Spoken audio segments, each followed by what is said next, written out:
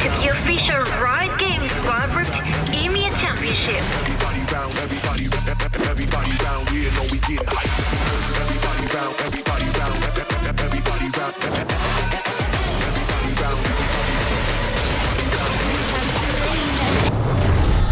everybody round, everybody round, everybody round, everybody round, we know we get hype.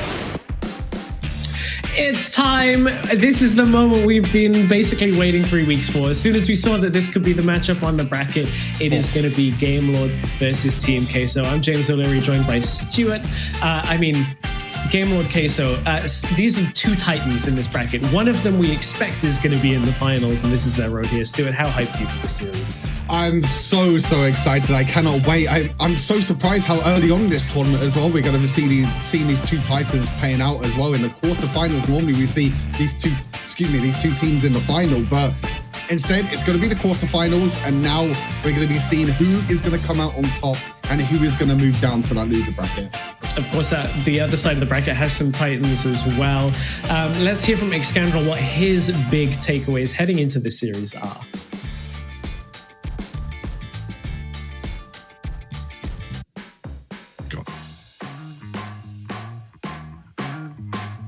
I got a little excited there. Oh, it's Stuart, but I got a little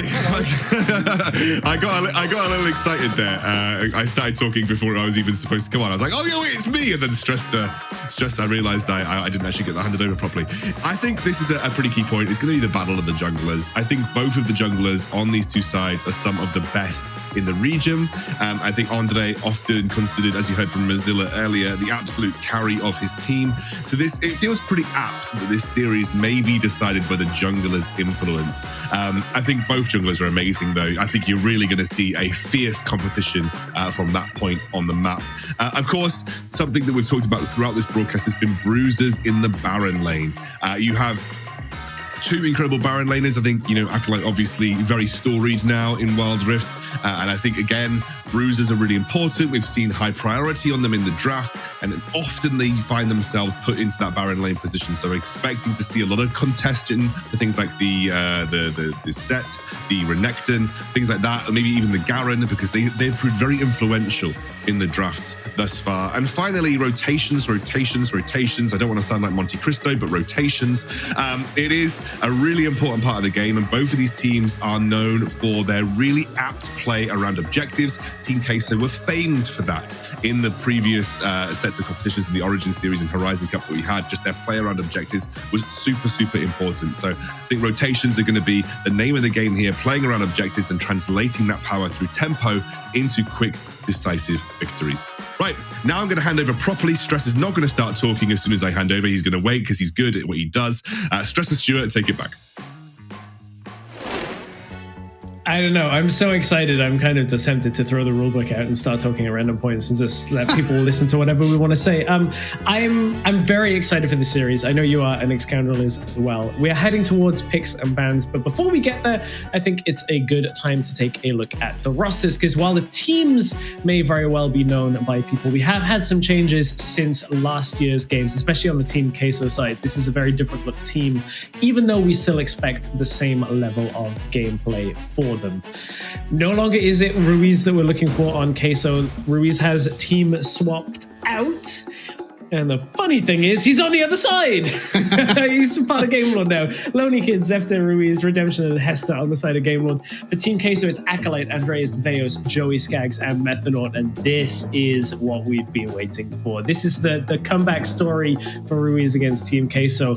If there's 10 players you could pick from, Stuart, I'm going to let you talk about whichever one you want. Honestly, I could talk about all of these players for hours and hours and hours. I don't think there's actually a particular role that I can honestly pick out, to be fair. You got the battle in the Baron lane, you got the mid lane battle as well, you got Joey Skaggs and Methanaut, the new duo lane for Team Queso against Redemption and Heste. You got the battle of the junglers. I don't even know what there is. I don't even know where to start. I feel like I could just talk for such a long time. I think one thing we should mention, there's a couple of key picks for these teams. We've mentioned Acolyte a few times and Bruisers in the top lane. For those of you that have been watching this weekend and especially in today's, this is the bracket in the way that Game Lord and Queso got here. So Aphelion were defeated by Game Lord in the first round. Team Queso made their way past the Supremacy to get here. The winner of this will take on Viv Esports. We just saw them win in our first series of the day. The pick I was gonna point out was the Darius for Acolyte. I think Darius for Acolyte has a higher priority than we saw in our last series.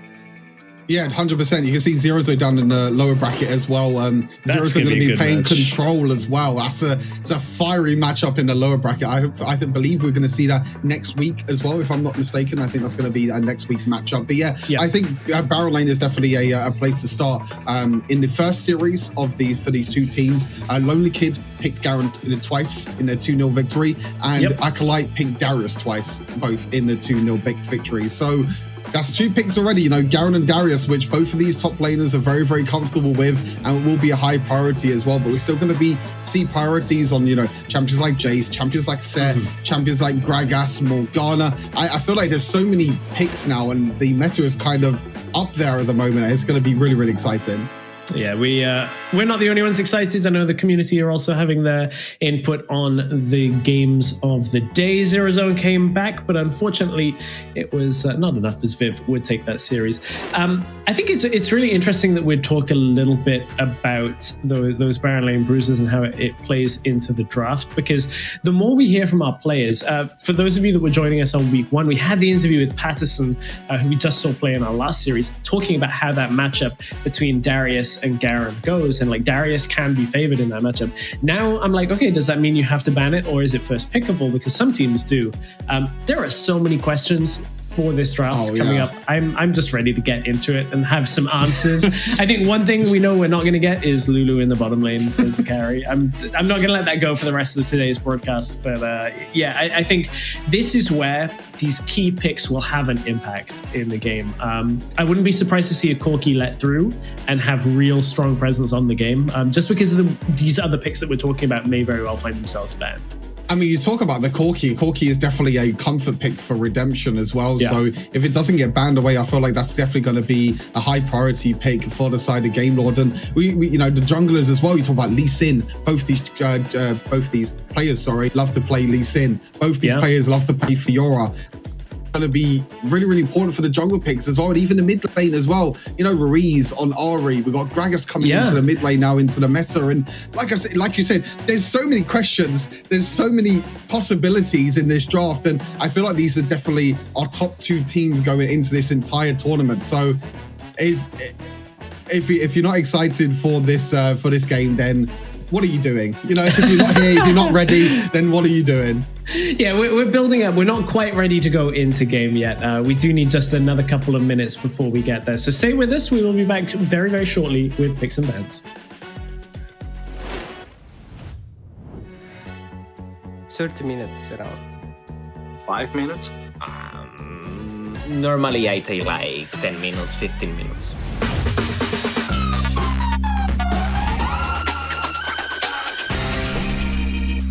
Not much time at all. If I had shower, maybe 10-15 minutes tops.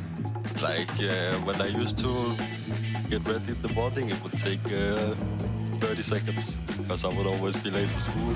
It depends. It depends where I go. If I go to something special, like maybe take like 20 minutes. But if it's per day, 10 minutes. Now I have a lot of time, so bathroom for an hour or something, listening to music. If I have something afterwards, so it can be 5 minutes or it can be half an hour. Around 5 to 10 minutes. I mean, I'm a fast guy. I can do it in like 10 minutes. I got my suit on, I got my glasses, and my hair is like 1 minute. So I'm always ready. I'm fast. I mean, 20 minutes? 20 minutes is already good. I don't do a lot of things. Maybe 20 minutes. If I wouldn't shower, it would not be long, but I always shower in the morning. So I'd say probably on average 20 minutes. So I think 20 minutes. I just put some water on my hair, you know, and that's it. And my face too. About an hour.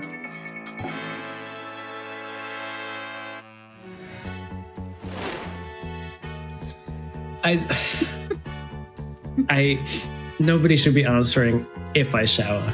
I'm just gonna put that out there. That should not be the actual answer. We're gonna need to see about that. Anyway, we're not here for healthcare tips. We're here for picks and bans. I'm ready to just fly right into this draft. Okay, let's go.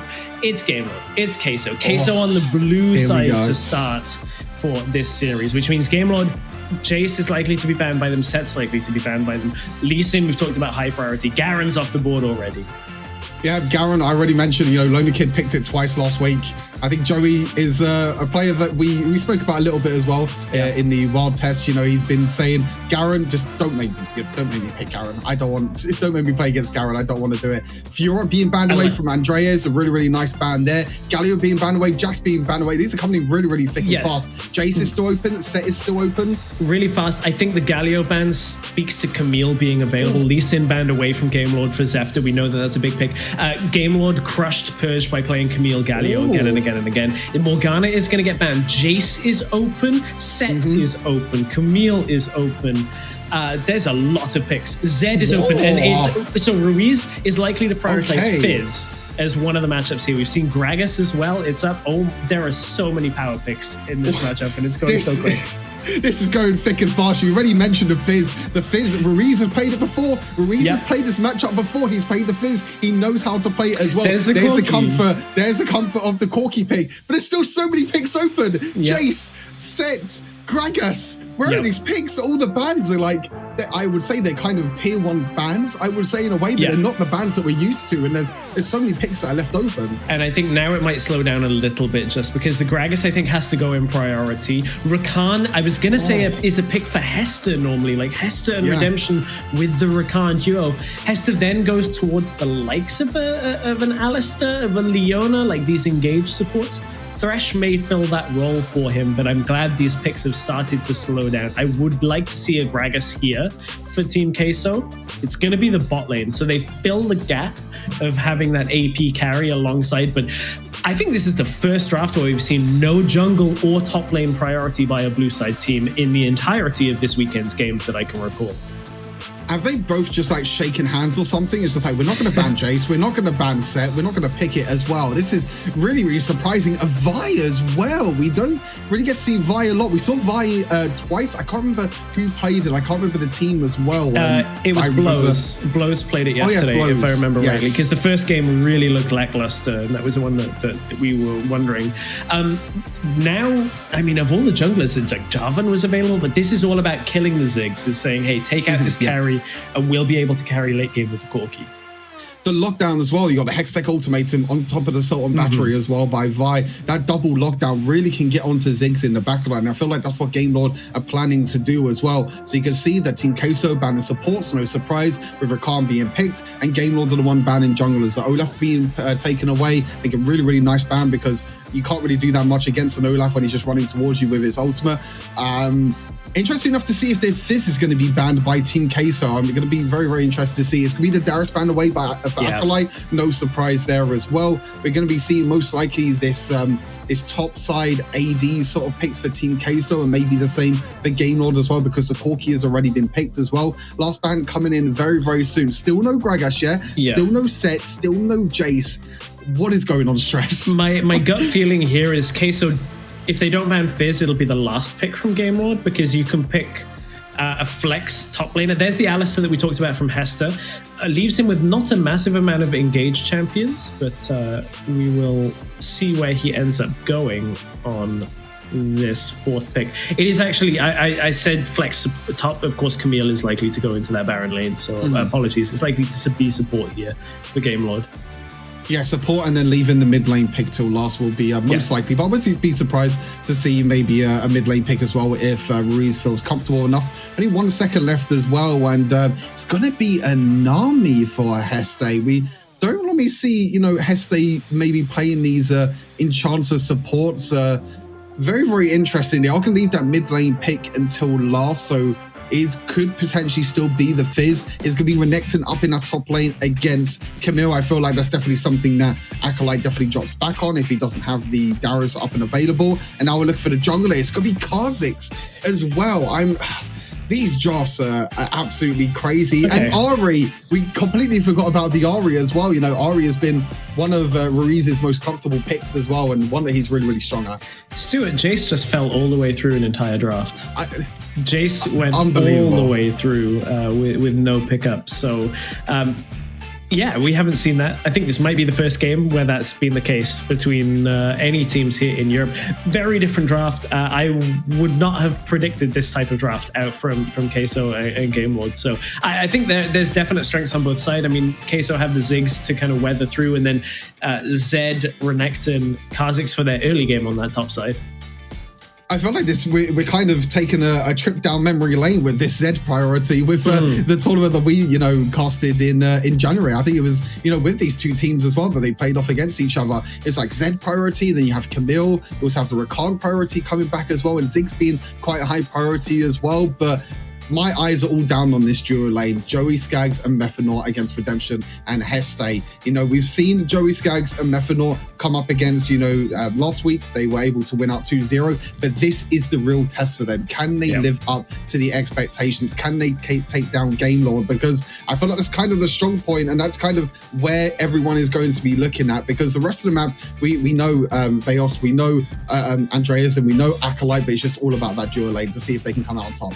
I think the one thing that separates Game Lord from a lot of the other teams that we've seen play against stronger teams so far is like Acolyte is always, especially on picks like Camille, always poking and just trying to find these openings where he can cut in, push out a lane, cut in behind you and look to lock down a carry. That's what made them so deadly to deal with in January's Purge tournament. We'll see if whether Lonely Kid, sorry, I was meaning Lonely Kid, of course, is Acolyte that's on Team Queso. If Lonely Kid can actually find those openings and make that work, because Acolyte's Renekton is going to be hard to push out of lane, at least in the early game. It takes a while for Camille to actually build into the lane against the Renekton. Yeah, I feel like the Renekton is going to have a little bit of an advantage, but, you know, Lonely Kid still has the shield and everything available. And look at that. The fan votes are on Game Lord's side as well. They're with most of the analysts on that side as well, with obviously the Spanish, Spanish crowd and the Spanish fans are still back in Team Queso in this series. And Spain's already 1-0 down. Could they be maybe 2-0 down on the day? Well, I'll be honest, this and Na'Vi Rix are the closest ones. As Hester is going to get caught out here. This is a problem with the Nami. Forced to flash, though. Redemption is going to try and get that first kill. Valkyrie comes forward, gets it off the level 2. First blood goes over to Redemption. Nearly gets the double, but it's Kha'Zix. They have to be aware of. Andres has already parked down to that bottom side. That's a great start for Game Lord. Yeah, as mentioned, it's all about the duo lane. Can Joey Skaggs and Mephinork live up to the hype, and can they take down the kind of veteran duo lane of Game Lord with Redemption, Hester, and Zefta? I don't know if he actually got that in the end. No, Andreas got it. Oh, Andreas got it. Andreas stole it. Yeah, he managed to jump in enough time to get it. Ruiz does land the charm. Oh, Veos is like a footstep away. Oh my God. In bot lane, this is trading all the time. This is very different from our first series of the day. We've got early action to start.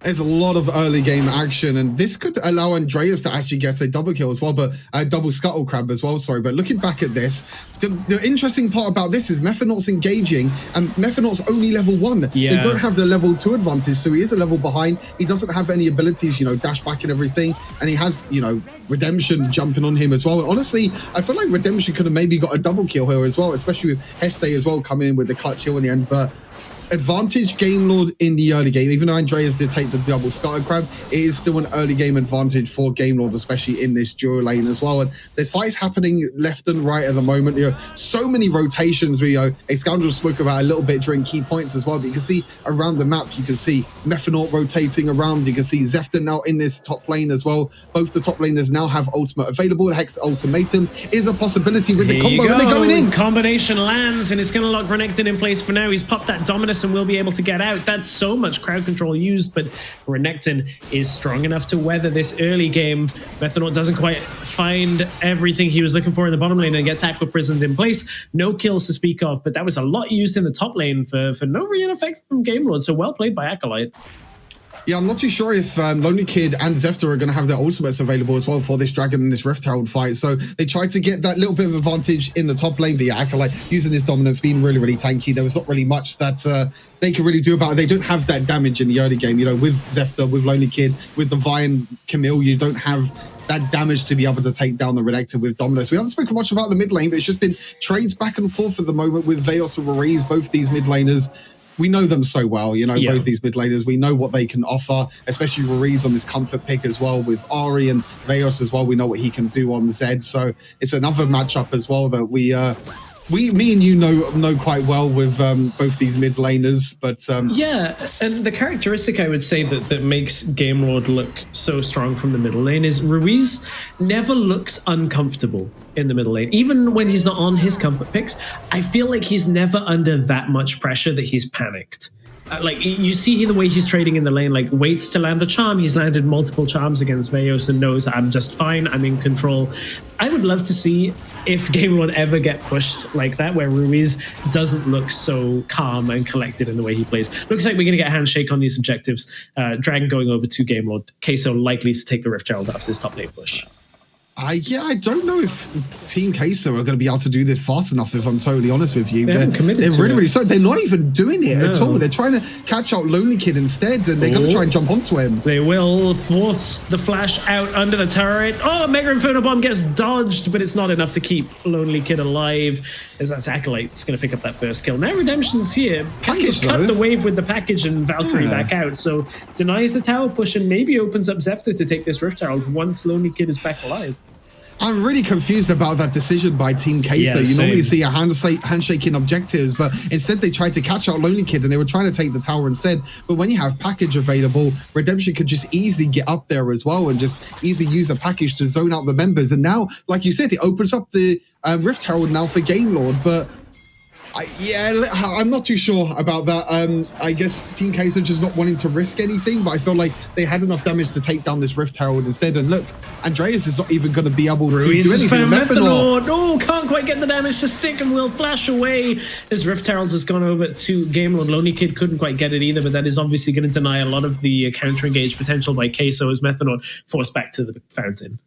Yeah, Methanol being caught out there, looks like by the charm in the end, and Team Queso falling a little bit behind on momentum. The Infernal Drake's gone down, and also the Rift Herald's gone down, but they're going to try and take the first tower. But again, there's no minion waves here, and now that Game Lord, have the Rift Herald, they can look to try and push out this lane. It looks like they're just defending for now. Ruiz is going to go down here to just defend this bot wave, and it's kind of the side lane pressure that Flower was talking about a little bit. But there's a bot lane fight. Okay, he's dashing away. Yeah, Veo's forced to shadow away. Queso have actually opted not to fight the neutral objectives and have been pushing on the side lane towers really heavily in this game. And I think with Renekton and the Zed, that's clearly what they're looking for. And you mentioned from the interview in the last game, like Zed not getting towers is a detriment, but they punished Ruiz going for Methanol on the engage by Zed pushing that out in the bottom lane and trying to get the tower. Hasn't been able to actually secure that objective yet. And those neutral objectives, if they start stacking up for Game Lord, are really going to punish Team Queso the later this game goes, because they're already behind in the bot lane carry. Like, Redemption already has a significant advantage over Joey Skaggs. At least the last time that we saw the gold, it was the case. Yeah, both these supports are roaming around the map now, Methanol and Heste. You can see just leaving the mid laners to be where they are, as both mid laners are just going to completely push out the lane. But yeah, Veos is going to be completely fine with the shadow again. But the thing about this situation now that Team Queso don't have the Rift Herald is that Zephyr can try and look to use a Rift Herald to try and take the first tower of the game. But as you said, a lot of low towers now, both top lane and bot lane for Team Queso. They can try and look to take the tower. But when you're against an Ari in the bot lane, and when you have Nami roaming up to the top lane as well, there's no real way that they can actually take this tower. So it looks like the tower will eventually go down in bot lane now, with the Methanol being here as well. No, it doesn't look like it is going to go down the end. It looks like Ruiz is just going to be there to defend the tower again. And it just seems like it's just a game of back and forth at the moment. And, Game Lord are just the ones trying to defend the towers, whereas Team Queso are trying to get that first tower of the game gold. Big moment in this game, though. Solari Charge Blade completed for Redemption. You can see he's about 1,600 gold up on his lane counterpart. That's a significant advantage. And even slowing down, not taking the package now because there's still 30 seconds before the objectives. He pushes mid lane out, likely to recall, I would imagine, in the next couple of seconds. As long as bot lane stays safe, he can actually recall his Methanord is the one dropping. That's a beautiful wave, though, to actually stop Andreas getting into the fight, and Hester has managed somehow to stay alive thanks to the defensive tidal wave, and that's a double kill for Zefter. Beautifully played on the bottom lane by Game Lord, punishing Queso for overextending, and now it's the Rift Herald playing bot, while mid lane, it's going to be Joey Skaggs caught. He can't satchel charge his way out of that one, and Redemption picks it up, and from an even game, Game Lord have blown this wide open. That's going to be multiple towers, a dragon with that Rift Herald push in the bottom lane, likely to be the Rift Herald after the package on the top side as well. Yeah, we're going to look back at this replay. It looks like, it's Game Lord actually. Methanord dashes in, but onto the charm, and that makes him so low. Veos was trying to execute Hester, and just flashes away just in time. It's the small margins between these teams. We know how strong these players are, and it was the little small margins.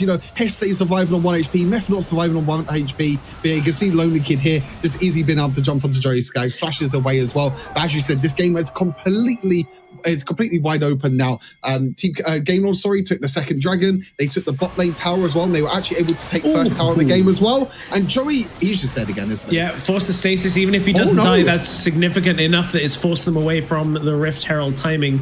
Joey Skaggs is having a real tough time in this game. He is unable to find footing, and there's no real way of Queso contesting this. Kha'Zix is down in the bottom side. I think it's worth noting that there was a lot of commentary from the community based on the Camille nerfs and saying that she was in the ground.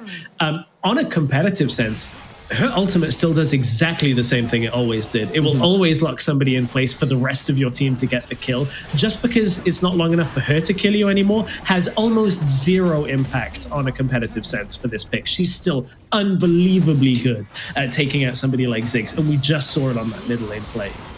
Yeah, she does her job in the end, and Acolyte as well. Even though he's winning the fight, they do have Redemption coming up as well. I don't think they're going to take it, but yeah, mid lane tower's now gone down as well for the side of Game Lord. They're going to get more kills. Yeah, that's the kill onto Camille. There's the struggle when she can't kill the target with the teammates up front. She does drop quite low. Zefter's going to go in with the assault and battery, trades 1 for 1 under the tower, and now actually it's Hester. This has gone all a little bit wrong for Game Lord, as they have lost 3 members on this top side. A little overextension from Lonely Kid kind of converts into 2 further kills for Team Queso. Yeah, really nice defensive work by Team Queso. They realized the Game Lord were rotating up to the top lane, so they rotated up themselves. Tried to go for the tower dive in the end, as Zefter went a little bit too deep. You can see here the Game Lord were there first, so you can see Zefter on your minimap. He's working his way through the jungle. They were looking to try and tower dive. Acolyte does really well here, flashes in and uses a combo with the Ziggs bomb on top of that. The Methanort as well on top of that, being able to use the quickness, and then the resets from Andreas. Jumps onto Redemption, gets the kill there. Zefter getting another kill as well, and just a really even trade in the top lane. I think they tried to get all 3 outer towers down for Team Queso, but unfortunately for Game Lord, they weren't able to take it. But you can see that the gold lead is still not that much. It's still only 1,000 gold lead on the side of Game Lord, but they have 2 dragons. There was a really big shutdown for Joey Skaggs in the end. I believe he did get it onto I think it was, I actually can't remember. I think it might have been Redemption. I can't actually remember. I remember him seeing that he got a shutdown, but I can't remember who it was on. Yeah, I think it was Redemption. That bomb got a good amount of impact there, so still 1,000 gold. I made the comment yesterday about Vi building GA as a second item. When it's ahead, you feel great because you just throw yourself in, you get a kill, the rest of your team follows up, saves you, everything's okay. When you're behind, it doesn't feel so good. But Zefter, with the team firmly ahead for the majority of this game, has finished that Guardian Angel, and he knows that when Redemption is near a fight, they can actually take it. Here comes the tidal wave. Is this going to deny? Team Queso have done a good job of defending this tower, and they have all of their ultimates available. That was the Nami ultimate and the Ahri ultimate used by Game Lord to try and open up a little bit of space, but it's 30 seconds until the Drake package is not yet up. I don't have the timer on that, so hoping if you're a Game Lord fan that it is up pretty much at the same time, but I'm not quite sure.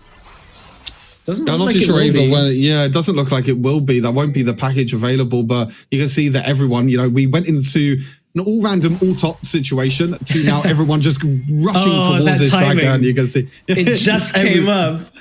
Oh, yes, it did just come up. Maybe he's going to go back to base. We'll have to see, but I think it'll be too little too late. But he looks like he is going to go back to base. You see on the minimap, he is recalling, and Team Queso has not started the Dragon off just yet. You can see he's going to go back to base, and now he's going to go for the package. It's too impactful not to have it when it's available, especially since you know that the Queso can't rush it down from here. Oh, Ari might be caught as Ruiz, half health, does have the honey fruit, so that's some fortuitous timing that's available for him. As Queso are going to kind of position themselves over towards the Dragon.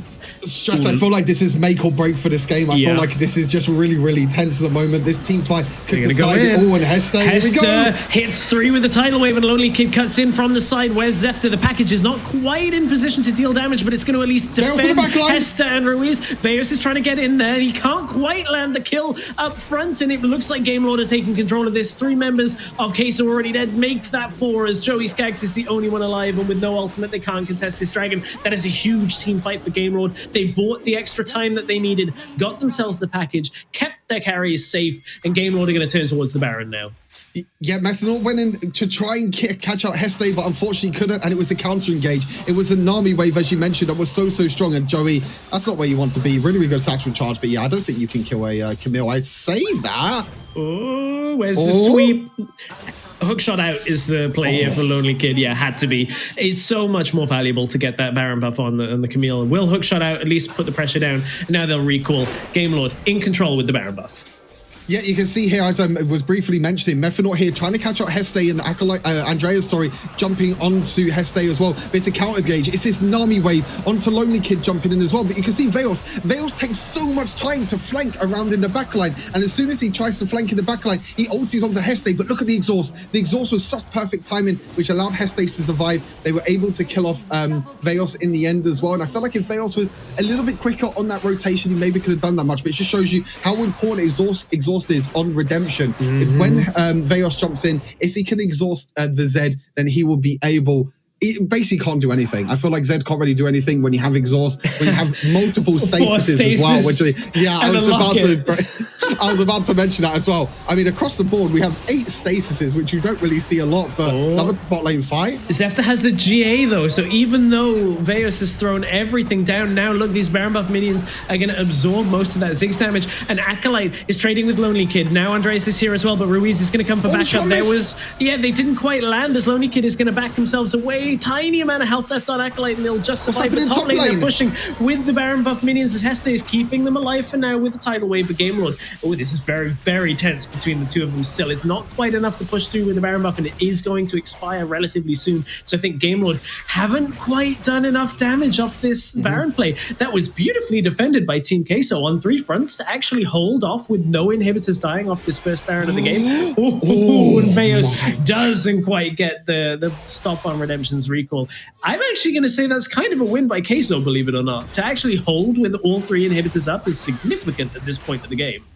I think you said it perfectly. I think Game Lord was trying to split the map, trying to push in on all 3 lanes to try and get all 3 inhibitors. But Team Queso were able to rotate around the map. They were able to defend the inhibitors. And I think that's the most important thing. No inhibitors are down for Team Queso. And Andreas as well against Lonely Kids. Yeah, Lonely Kid doesn't have backup, but neither does Andreas. And for this point, it's just about defending the waves so that you can try and set up vision control for the Elder Drake. It's not up, at least for over a minute left on this game. So Team Queso can even sack this bottom tower. It's not worth fighting over for them. They will throw out the Ziggs ultimate. And now they're going to try and go aggressive on Lonely Kid. The bottom lane just has to play defensively and not commit to it. But they aren't able to shut down Lonely Kid either. But you can see how much this Camille is doing, pulling Team Queso, multiple members across the map. Andreas has just gone back in on Lonely Kid, trying desperately to get it because surely we're close to Dragon Spawn. They haven't been able to get it yet. Lonely Kid is going to survive, is going to escape, and now it's bottom lane the game mode of pushing in.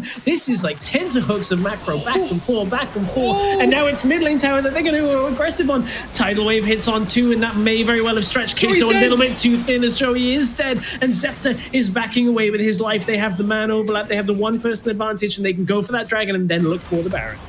Oh, this is so tense, Stress. This is what we was expecting coming into this series. But yeah, I mean, you mentioned it a little bit before, but Camille, even though she did receive some nerfs, you can see how annoying Camille is to deal with. And Veos is trying to 1v1, but I don't think you can kill Lonely Kid, if I'm totally honest with you. Yeah, he just doesn't have enough damage at the moment. And Lonely Kid on this Camille, like you said, just pulling the pressure of Game Lord. Both Andreas and Veos both tried to kill Lonely Kid, but the hook shot away, the passive shields as well, even though the ultimate got nerfed and other things got nerfed with Camille as well. It's just how safe you can play as well. Yeah. Now the Elder Dragon is up, but Zepter could be caught. Zepter doesn't have his GA available. It's still another 30 seconds or so off, but that's going to be Acolyte dying, and here comes the late game damage from Game Lord. This Corki has been charging up this entire game, and this is the moment where Corki can just take over. Ziggs is going to teleport in. That's Joey actually teleporting into the fight. Joey? And Lonely Kid is right here. Doesn't have the ultimate, but Joey, oh, that's a blunder if ever I've seen one. Unfortunately, trying to think that Team Queso was going to take the fight, and the rest of the team were already backing away, and that is actually the game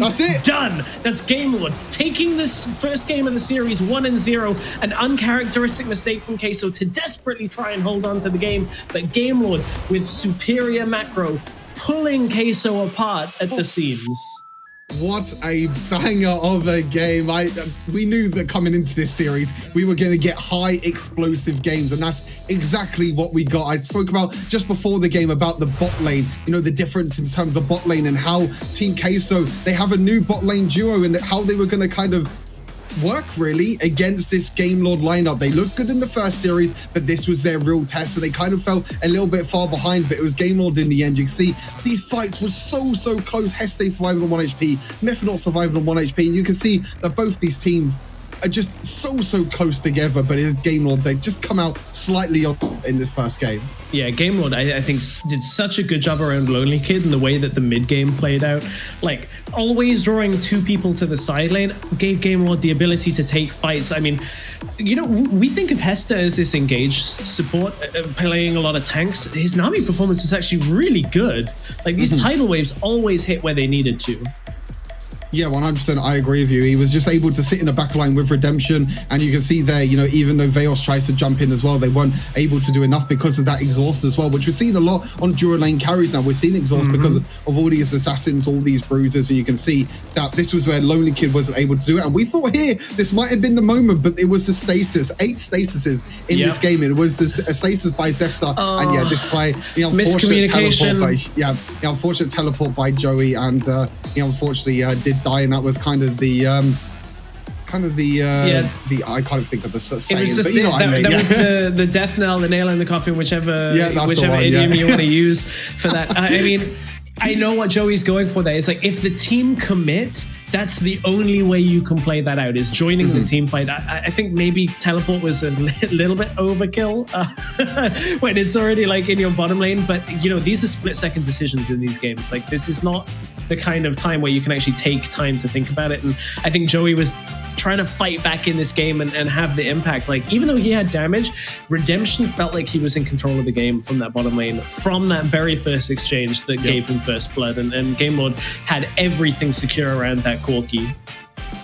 Yeah, you can see the gold as well. It was so close throughout the most of the game, but it was just Game Lord in the end was kind of able to take the right team fights, I guess, in a way, and kind of split up Team Queso, which is kind of what the mistake that Team Queso, I feel like, made, you know, especially in that team fight. I feel like that pivotal team fight where Veos was trying to jump into the backline, but it was just too little, too late, and it was kind of that big, massive tidal wave, as you said as well, by Heste. We don't really normally see Heste on the Nami, but it just shows as well that all these players can play so many different champions, and they're just so confident and so strong as well. And going into the next game, we're going to see if Team Queso are going to be able to come back, but if it's anything like the first game, then it's going to be absolutely insane. Yeah, we still need to close out this first game where we take a look at our play of the game. This could be one of like 5 fights for sure. There's a lot of things from this game that could very well be the play of the game.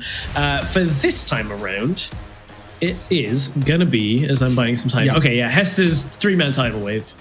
Yeah, the 3-man tidal wave here, I think it was kind of the moment where Game Lord were able to accelerate the goal lead. You can see it's like a 4 versus 5 situation because Veos was still trying to push the mid lane the whole time. And by the time he came and by the time he tried to kill Heste, it was just too little too late, and with the exhaust as well. And I feel like this is definitely the pivotal point of the entire game because the goal lead in this situation was so close. It was about 1,000 gold lead. But then after this, they were able to win the team fight, take down 4 members, take that dragon, and just accelerate that gold lead. It allowed them to just control the rest of the map. Yeah, and at first I was wondering whether that package landed right for Redemption, but it actually saved Hester and Ruiz from the way that Veos was trying to come into the fight. So like utilizing it just to zone away the rest of Queso. I mean, that was exactly the type of game one we were expecting from this series. Game Lord lead 1-0, but this is absolutely not over. This could very well go 3 games. We'll see whether Team Queso can even this back up in just a few minutes when we come back from a break.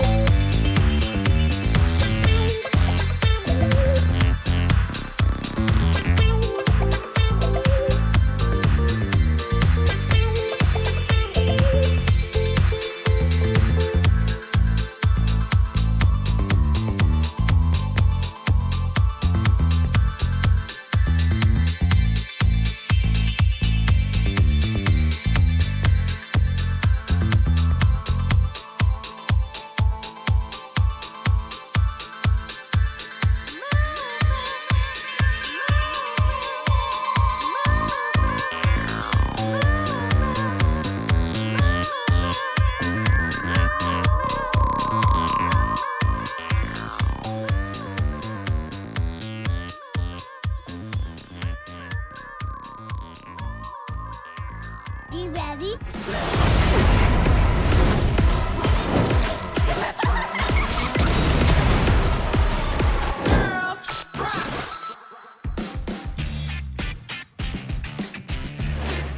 Well, we promised you a banger, and we did not lie. It's game one, already in the books of Game Lord and Queso, and I mean, Game Lord looked very convincing in that first game, but this series is not over yet. Stress here, joined by Stuart. Queso, I still think have a lot left in the tank compared to what we saw in game number one. Yeah, I definitely feel like they were a little bit, lackluster in the first game. I feel like they definitely, like you said, they definitely can play a lot better. And I feel like they are a lot better than that previous game. But it was still quite a close game, either way. It was a little bit of a really, really close early game as well. And you can see that the Spaniards are coming back again as well. Team Queso against Game Lord, and not looking too good for the Spanish teams today, I must admit. I'm going to be honest, I'm a boomer, so I'm just like, that's a pretty picture with some logos on top. I'm sure I'm going to get trolled by that on social after this, but so many references, hard to keep track of it. But for Game Lord and Queso, they are two titans fighting off against each other. I think there's a lot that can happen between Game 1 and Game 2 draft. I want to hear a little bit from Excandral on what he thinks was key for Game number 1 and maybe what needs to change heading into Game number 2.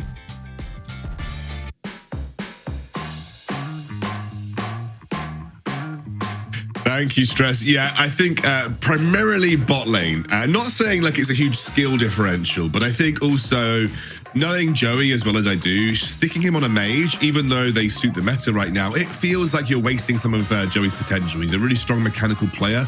He's the kind of guy that will also, similarly to the last series, he would just slap a Vayne down in a game that suits it and can play it really well. I think you need to give some agency to your bot lane. You drafted up Joey and Methanaut because they are supposed to be a mechanical, kind of like wild card bot lane that can definitely pop off. And I think sticking them on a Ziggs or a Khan is a super safe lane and maybe doesn't play to the strengths of those laners themselves. So think about that bot lane matchup and really think about how you can pick something to their strengths.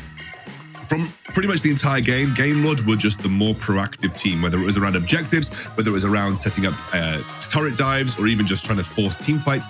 Game Lord were much more proactive across the game, and that meant that you were constantly looking at Team Queso being reactive and getting caught out and unfortunately not being in the right place at the right time. And finally, not just objectives and rotations, but the setups on objectives are important. It was always Game Lord that had the correct setup and forcing Queso to face check them and come into them. And, it allowed Game Lord the superior plays around these objective pits. And I think that's what allowed them to be much more successful in these team fight scenarios. I'm going to hand it back over now to Stress and Stuart, hopefully looking forward to another banger of the two titans in the WREC. Yeah, I hope it's another banger. I want to zoom in a little bit more on that second point about being proactive. I think Lonely Kid, he may not be like the most flashy Baron laner that we have, but I think when you look at like openings of macro play and the way that it allows Game Lord to play, I would say he's the most consistent Baron laner for actually giving them advantages, especially on these picks like Camille. Yeah, I totally agree with you. And I feel like that's just a whole team-wide thing as well. I feel like the communication is there as well. If Lonely Kid knows, it's like, okay, there's two people up here, I can just communicate to my team and then they can put pressure elsewhere. That allowed them to get in the mid lane tower. But another about the previous game, Stress, ready to pick some bans for game number 2. And it looks like we have seen a side swap. Yeah, side swap, but this also means I wonder whether we'll see some actual picks change. That's a blue side Fiora ban. I wouldn't be surprised to see Game Lord, if it's available, pick Camille as the first pick. I think it did way too much work compared to, the draft priority. So we'll see. If Queso leave it available, I think Game Lord will likely prioritize it. Yeah, we'll have to see as well. We you see that the Fiora blue side is pretty interesting, but I think with Andreas as well, I think you don't really want to give him Fiora. I guess they don't want to first pick Fiora as well, so they feel like if the Fiora is going to be on the blue side, if they don't want to first pick it, then Acolyte or Andreas is going to pick up as well. Galio's still being interesting enough being banned on the red side as well. 14K, so Jack's being banned away. That's Zed ban as well. So not going to be picking up Zed themselves. Maybe expecting a first pick for Ruiz on the Zed. Yeah, it's possible. I think there's now other picks we look towards. Jace fell all the way through the draft last time. Didn't get banned, didn't get picked at all in our first game. Morgana off the board now. I think Varus has to be a consideration for both teams here. We talked about how, Joey is a mechanical player. Excandral walked us through the anticipation of bot lane. I wouldn't be too surprised to see it first rotation on red side if it makes its way there. I think Camille is the obvious Game Lord first pick, but then that means your bot lane matchup is a lot less significant for the likes of Redemption and Hester to play. Yeah, no Corky and no Zed this game, so we're going to be seeing a different draft. But yeah, like you said, Camille going to be the first pick. I feel like both these teams have kind of, I guess, adapted to the meta, really. You know, since the Jace and the Set nerfs, we saw some teams like to prioritize them still, but maybe with these 2 Titans, they feel like they're just not as strong, and there's still some high priority picks in there, like the Camille, which, as you said during the last game, even though she got nerfed, she still serves the same purpose as what she served before. Lee Sin's available, and if Andreas wants it, that could be here. Gragas is also up if they want to flex it. I think otherwise Lee Sin's likely to get picked by Zefta. I think it is a high priority pick, and if I remember rightly, was banned in game number 1. We saw a lot of presence. Ooh, that's a Garen. Yeah. We've seen Ruiz play Olaf in the middle lane as well. I don't remember whether it was into the Garen or not, but we've seen Garen mid, we've seen Garen top.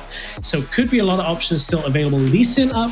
Jace up if they want to take it. I feel like if Game 1 don't pick something bottom lane, they might end up in a really rough matchup here. Yeah, I think the Varus is a strong point to pick up as well. Like Scoundrels said it, you know, briefly during the key points as well, is that you want Joey on these AD carries. You want Joey to feel comfortable, because when you put him on the mages, doesn't really feel as comfortable as what he is on the AD champions. But now we're going to be seeing Heste on the Rakan. This is more of a Heste pick, really. You know, these engaged supports. I like to play aggressive. And now, like you said, is it going to be? Oh, it's going to be Vi. Interestingly enough, again, yeah, second game in a row. I feel like it's the Vi Camille combo again. It just allows you to lock down again the Varus on the backline. Again, another immobile AD carry. Sorry, not AD carry, another duo lane immobile carry. Before it was Ziggs and now it's Varus. And Camille and Vi are just really easy sources, just easy get onto the backline, and there's just no real way that Team Queso can really deal with that. I'm a bit of a broken record on picks like Yuumi, but they are in the... this could be a Yuumi game again, I swear. The reason I'm saying it, and I'm not trolling, is like Yuumi's ult stops you engaging consistently into people. If Camille and Vi complete their jump in and then get hit by Yuumi ultimate, the likes of other champions can do it, like Seraphine's not meta, but that would be another pick that's like that, where it's like you accept the engage and deny it. It is a possibility, but I think now Game Lord are in a rough position with the focus going down onto bottom lane. Like Ziggs is out, Corki's out. We might see Orianna gone. Game Lord already banned Morgana themselves, so unless they're going for the for the Vayne or something like that, Xayah is one other option always when Rakan is on the board that could give them some sense of bot lane. But yeah, I think the spot lane matchup is a little bit more in the side of Team Queso this time around, potentially. Yeah, I totally agree with you. I mean, the supports are going to be banned out as well for the side of Game Lords. There's going to be a lot of bot lane bans in this game. It just shows the high priority of these two teams with their duo laners as well. But I think the thing is with Game Lord is they could probably still go for a traditional AD carry, because we've seen Ruiz play like Ahri, for example, before. So I'll be really interested to see if maybe Ahri will be banned out here by Team Queso. So it kind of forces the AP champion to go down the duo lane, and there it is, there's the Ahri ban. So again, it kind of forces Game Lord in a way to pick an AP mage down in the duo lane. Now, as you said, you know, Orianna is still available. Brand and Veigar we don't get to see too much, but they are also still available. So there are some picks as well, and it'd be really interesting to see if maybe Team Queso are the ones that maybe pick out Orianna themselves. You know, if Team Queso pick away Orianna, if they use that towards the mid lane, because they then themselves actually already have 3 AD damage sources as well, which I completely forgot about that, to be fair. So it could be a possibility. It could be. Lulu fulfills a similar role in keeping their backline safe. Nami would be another pick that as a support can deny that secondary engage. So we saw obviously Hester play it in the previous game. Now it would be swapped over to Methanord if they take it. Could be support here. They may very well flex something else around mid lane. Like Gragas is still available and still hasn't been picked, and we've seen it both mid lane and support. There it is. There's, again, another disengage here. It's another way of saying, okay, Camille and Vi, you've had your engage, the same with Rakan, like we're going to stop the fight and restart it in our own way. Now, this could be mid lane Gragas. We've seen it obviously in a previous series. I think it might be the same again. We'll have to see what Methanor is going to pick last as well. But now for the side of Game Lord, are they going to... Yeah, I mean, sets up, Jace is up. I mean, they're both up. There you go. There's a traditional AD carry. But now what's Ruiz going to play in the mid lane now that you feel like they need some source of AP damage? Because if you go full AD against a Garen, against an Olaf, and against a Gragas as well, that's a lot of, you know, a lot of bruises, a lot of tanks that could do it as well. But what's really left open? Ori, yeah. It's really Ori, but we don't really see Orianna too much in mid lane. Oh, he's going to go for the Akali in the end. Again, it's more backline threat for the Game Lord. You've got the Vi jumping in the backline, the Camille, the Akali now as well. And I'm gonna feel sorry for Joey this game, honestly. he's gonna have so many threats diving onto him. And He needs really a Nami know. or a Janna, something like that. He needs something to keep him safe. Yeah, I mean, you needed a consistent mid laner there, and the Akali kind of fits it, but I think it's a little tricky. It's happening! It's actually happening! I hate this champion, but it's actually happening. I think this is the almost perfect setup to run a Yuumi in like theoreticals. You have 3 carries to be on, and it's going to deny the engage. Okay. I'm going to rant for the majority of this game about how much I hate Yuumi, but... Stress is one thing. Garen Yuumi. Exactly. Yuumi. It's Olaf there. It's Yuumi. there. Oh, God. Okay. It's happening. So, why do we talk about Garen Yuumi? Garen Yuumi terrorized PC League of Legends for a very long time because essentially Yuumi just sits on Garen. That was in the bottom lane before, and Garen becomes unkillable. In Wild Rift, Garen is already unkillable if he gets a lead, and now is going to have a whole lot of heals, crowd control. The one difference, and I think we were talking a little bit, it might have been with Mozilla earlier off broadcast. One difference is like Prowling Projectile, Yumi's ability that hits and slows is less impactful on Wild Rift than it is on PC, but Garen accounts for that. Olaf accounts for that. So we have had our first Yuumi pick here in Europe. Let's go. This pick breaks competitive, and we're probably going to see it here. We've seen already in SEA this morning as well for our time zone. We've seen Garen Yuumi before 1v3. We get to see it again. I'm so excited. We said bangers. Can we just spectate the Yuumi throughout the whole game? Is that maybe a possibility? No, I don't want to do that. I don't want to do that. We promise you bangers. And now, the important thing is, Queso, this is the upper bracket. They're not eliminated if they lose, but obviously they're 1-0 down in this series. So they are putting a lot of stock on these team fights where these carries with the Yuumi need to stay alive. And the theory behind it is really difficult for Game Lord to get these fights to stick and to kill a carry. So Game Lord may struggle the later this game goes. And like you said, it's more about trying to stop the initiation, stop the engage of Game Lord, because they have so much as well, and it could even work the other way around as well. You know, maybe in later on the game goes, Methanol doesn't go for sitting on top of Joey, maybe just sits on top of Acolyte or Andreas instead. And you can see as well, Andreas is even taking Ghost as well. If you don't know on Yuumi, if you're a little bit surprised, Yuumi doesn't take Flash because she could just sit inside allies and she can't be targeted at all. But the one bad thing about Yuumi, which we're going to see already, which we've already seen, is her early game. Her mana costs are really, really high. She doesn't really do that much and offer that much in the early game, especially because, as you mentioned already, the Prowling Projectile doesn't really do as much damage, so you can't poke as much. So you're going to be seeing a little bit more control for Game Lord again down in this duo lane. And we get to see an AD carry versus AD carry matchup as well down in the duo lane, which is really, really exciting for the series. And this is one of the things that Yuumi excels in as well, is AD carry matchups, because she gives you additional AD as well when she's sat on top of you. So like that does work with mages, but it's not quite in the same synergy. So mage is typically less so with Yuumi. However, you're giving Varus extra AD in the early game. He does not need extra AD in the early game. He's already broken enough around these first fights. So like Varus is going to hurt even more than he normally will. Now Methanol's going to be roaming around. And now you have to deal with an Olaf that has a Yuumi, another champion that when you give that extra AD is really hard to do. And now Varus, we know he can play 1 versus 2 in the bottom lane. And this is what Yuumi does to break the game. She does more when it comes to roaming when paired with a safe AD carry than any other support can do. Oh no. Hang on, Andreas may very well be caught. No flash, and that's the problem here, as Andreas is desperately going to try and get away. Look at the amount of crowd control that's coming out as in comes Veos to be able to get it. And despite the fact that went badly wrong for Andreas at the beginning, it started to look good, although Methanol may be caught now, can't get himself back onto Veos, and that nearly was a double kill for Veos. That nearly turned back around. It's a 1-for-1 overall. First blood went over, I believe, to Game Lord, and that's the gold lead.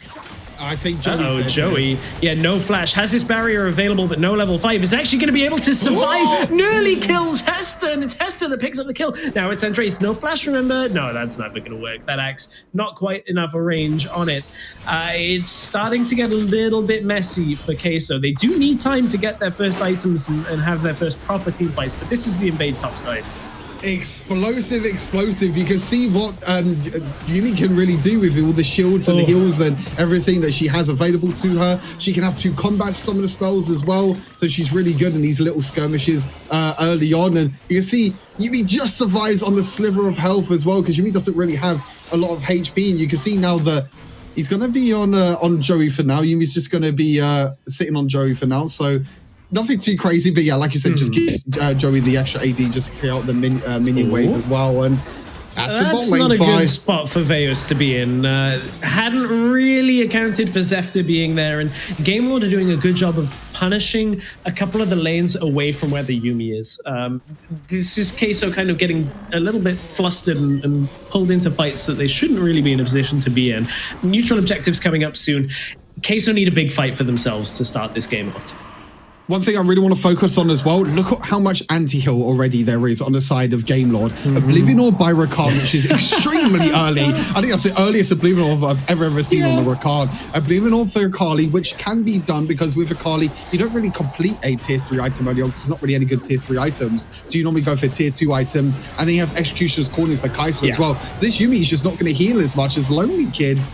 He's trying to fight, but I don't think you win a 1 versus 2, but you can just hook shot to safety, and it is just a trade in objectives in the end. But that's an Infernal Drake again for Game Lord. Yeah, and Veos is going to have to try and survive through Ruiz's onslaught from here. That's the nice thing about Kai'Sa is she just builds Executioner's Calling anyway to get that extra Q, get that empowered Q and make it work. So I think Queso need to settle a moment. Like, Varus doesn't have his first item. He's about 800 gold down, and considering that Kai'Sa is going to scale better into this game, I think that is one area that Queso need to address, as Game Lord have done a really good job of playing around this early game.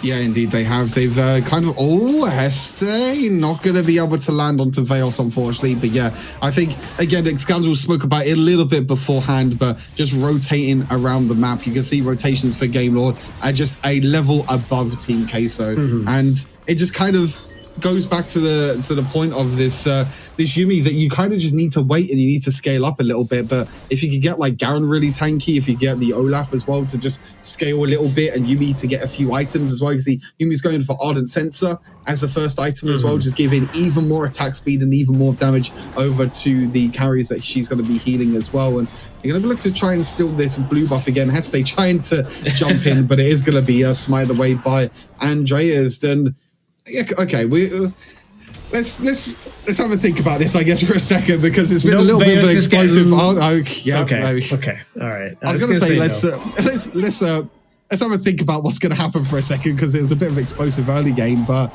Andreas is just playing really, really aggressive. But you can see that this is kind of the game plan for Team Queso. It's just using this Yumi to go on to Andreas, which might leave Joey a little bit exposed onto the back line, but it's kind of a way of like two gotta be careful here. Chains of Corruption landed. Here goes the Olaf. God. This is that carry. Look at the damage just coming through. Double kill. I was going to talk about this for later in the game, but in goes Kai'Sa into the back lane as Redemption is going to try and get it to work. But now Yumi finds herself a different partner to engage on. And this Olaf, once Yumi has enough items to be able to infinitely keep Olaf alive, is going to be just so detrimental, so destructive in these team fights, because you pop Ragnarok, Yumi pops the ultimate, you run in and get multiple kills, and you saw the beginning of that start to happen for Andreas there. Absolutely destroyed Zefta. I think Zefta just got 100 to 0 in a matter of seconds. I'll be totally honest with you, but yeah, you can see the potential, you can see the combo there, but I feel like they have to just wait a little bit for the combo. They kind of went a little bit too aggressive, I think, in the end, trying to tower dive as well and everything, but you see the possibility. Acolyte, though, Lonely Kids.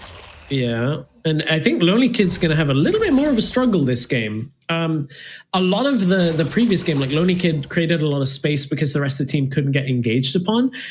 This game, I mean, Olaf's just going to pop his ult, pop Ghost, run in. And the team are going to struggle to actually avoid the engage on the side of Game Lord. So Lonely Kid maybe needs to pick his moments to go aggressive just a little bit wiser than in the last game.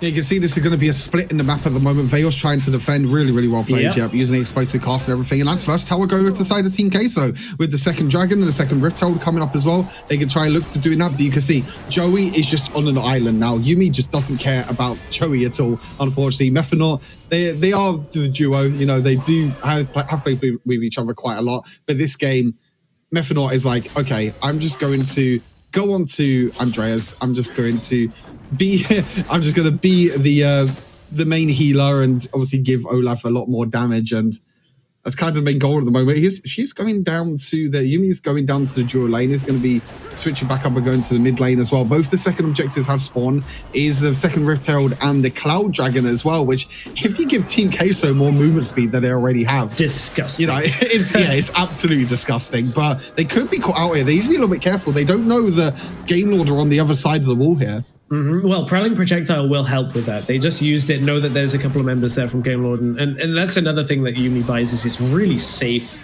just brush checking. You can see they just poke it out, knows you're at least for that radius, safe, and Olaf can solo down this dragon as soon as they actually want to. Vision control is not quite there yet for Queso, though. They have had Olaf spotted a number of times off those mid lane wards, and it's all about buying enough space. Veos is trying to push it back out, and Ruiz, although he's had a quiet series, playing up against his old team, Ruiz is doing a good job of controlling the lanes that he's in. Now it's going to be the dragon fight, and this is the moment where we're going to see it bite. Can they get the damage to land? Yuumi ultimate is going the wrong way for the majority of this, but in comes Veos into the fight. Low health bars. Olaf has already got the one. Andres has already killed one. The Garen actually picks up the Drake, and now Redemption's in trouble. Now Redemption has to find damage. Doesn't get the kill onto Acolyte, and it's a double kill for Andres. This is going to be a jungle running rampage through this game. Andres poised to take Queso to an even series. I mean, we spoke about Garen Yuumi, but Olaf Yuumi basically does the exact same thing, especially if you become pretty much untargetable as well for the Olaf. And you can see in this fight, I think the Yuumi ultimate, like you said, was a little bit the opposite way, but I think they were trying to just burst down Zefta. But the stasis was really good by Zefta, but look, as soon as he comes back up, boom, he's just dead. He's completely gone. And the dragon does go over to the side of Team Queso, and in this backline as well, where we didn't get to see this part as well, but I guess in Ruiz, this easy being able to dodge around. It was so perfect there by Ruiz, just dodging around Joey as well with the piercing arrow. But look, again, Yumi's just going to stay on this Olaf the entire time, and even if Olaf builds a little bit of tankiness as well, Yumi's just still going to give you that extra adaptive damage as well, which for Olaf is going to be the extra AD. But I guess a good thing about Yuumi is that even if Andreas dies, she still has multiple targets that can be really helpful. And now Team Queso looking to the ones that being aggressive, and they're the ones being proactive this game. Yeah, the synergy between Ragnarok and the final chapter of Yuumi is just disgusting. You have this mobile crowd control that cannot be stopped, and the lower damage, the more damage you put onto Olaf, the faster he attacks and the more he shreds through you. And when he's ahead of you, there's just no way of actually killing him when this Yuumi keeps him healed. The Yuumi has the ignite, the Yuumi has the exhaust. Like, there's so many ways of the two of them working in combination. Now with the Sterak's completed again, has himself the righteous glory. It's like everything is about just getting this Olaf into the fight, getting the damage down. And that's not even addressing the Varus as a carry, the Gragas crowd control, the Garen execution damage and ability to stay alive. Meanwhile, bottom lane now, Veos is going to have his stasis forced out. He will end up falling from this. A good pickup from Game Lord to try and get something that should be able to put bot tower at least a little bit lower. Nope, not going to be enough because Andres is here. Yeah, Andreas was saying in time. I feel like Veos is getting caught out a little bit too often this game in the side lane. He's not really doing anything. He's not really putting under pressure. The That's spooky dose by as well, a little spooky dose by Mephanor. So you don't normally buy boots on Yuumi. If you come from PC League, you're probably thinking, why is Yuumi buying boots? The problem with Wild Rift is that you're kind of forced to buy boots. Yeah. You can't give up an extra slot to buy another item, for example. So, but I mean, the Spooky Ghost is still a great thing. More slows, more ways that Olaf to jump on. And speaking of Olaf jumping on, I think the kid's a little bit of trouble. He showed bottom lane, and now he's run all the way to top lane. Righteous Glory popped, and look at him go. Gonna go into the fight, and it's Andres. It's gonna shred through. This was a 3 versus 4. Remember, he's gonna heal up. Yumi's keeping him safe. Olaf is just monstrous through this fight. Zefta has fallen, and Queso are shredding Game Lord. Ruiz is running for it. They're gonna go back in by Hester, but these are not going to be killed. They can't even get it. They cannot get the kills as Veos is trying to go under the turret. Now Redemption is dueling against Ruiz, but back in they go. Redemption falls, but Andreas didn't die. He took on all challengers, and Queso take down another turret. 1 versus 4. Andreas and Methanol, Olaf and Yumi against the world, but teleports are coming in. Lonely Kids, he's trying to catch up. Members, they don't know Veos is in the bush. He's just going to get away to safety just by sitting in the bush. Oh my God, Stress, the combo, disgusting. You saw it. The Ghost, the Righteous Glory, the Yumi ultimate on top as well. There's just no way you could deal with it. You could build as much anti-heal as you can. You can build as much damage as you can, but we're going to look back as well. But Lonely Kid, a little bit unfortunate here, a little bit caught up. They did try to use a hook shot to safety, but look at the speed. Vroom, vroom, vroom, vroom, vroom. Olaf is just running in as well. Redemption just dies. I didn't even realize how quickly Redemption died. He died in a matter of seconds, to be totally honest with you. And then look, 1 versus 2, sometimes even 1 versus 3. Andreas just doesn't care at all. He has the shielding, he has the healing, and Joey is in the back line as well. And I guess, you know, we spoke a little bit about the draft about, you know, Joey kind of being under threat. But if they can't get through this Olaf, then Joey's just free hitting on the back line. Joey's a distraction, and like I don't mean that in any negative way. Like if you focus Joey, this Olaf murders the rest of your team. Like he will just run through you. He's going in the mid lane as well. It's 2 versus 3 in the mid lane. He's picked up 1, and with the final chapter running, Andres is going to keep it going. Will finally drop. There was a GA there. Now Yumi has fallen as well. A little bit of an overextension, but keep in mind that was like 1 versus 4. Hang on, Team Queso have fallen apart a little bit here. There's a Rift Herald pushing the inhibitor down in the bottom lane. It will eventually get it, but it's Baron that's under threat as Queso. Now it's down to Acolyte to actually defend and put as much damage down as they can. Veos is here as well. They've stopped it. They've stopped the engage, and Zephyr has fallen. It's gone from Game Lord taking control now to Game Lord being forced back into their base. That inhibitor fell as well. And despite the fact that Andres and Methanol went in 2 versus 4 again by the looks of it, somehow Queso may very well have taken the lead again.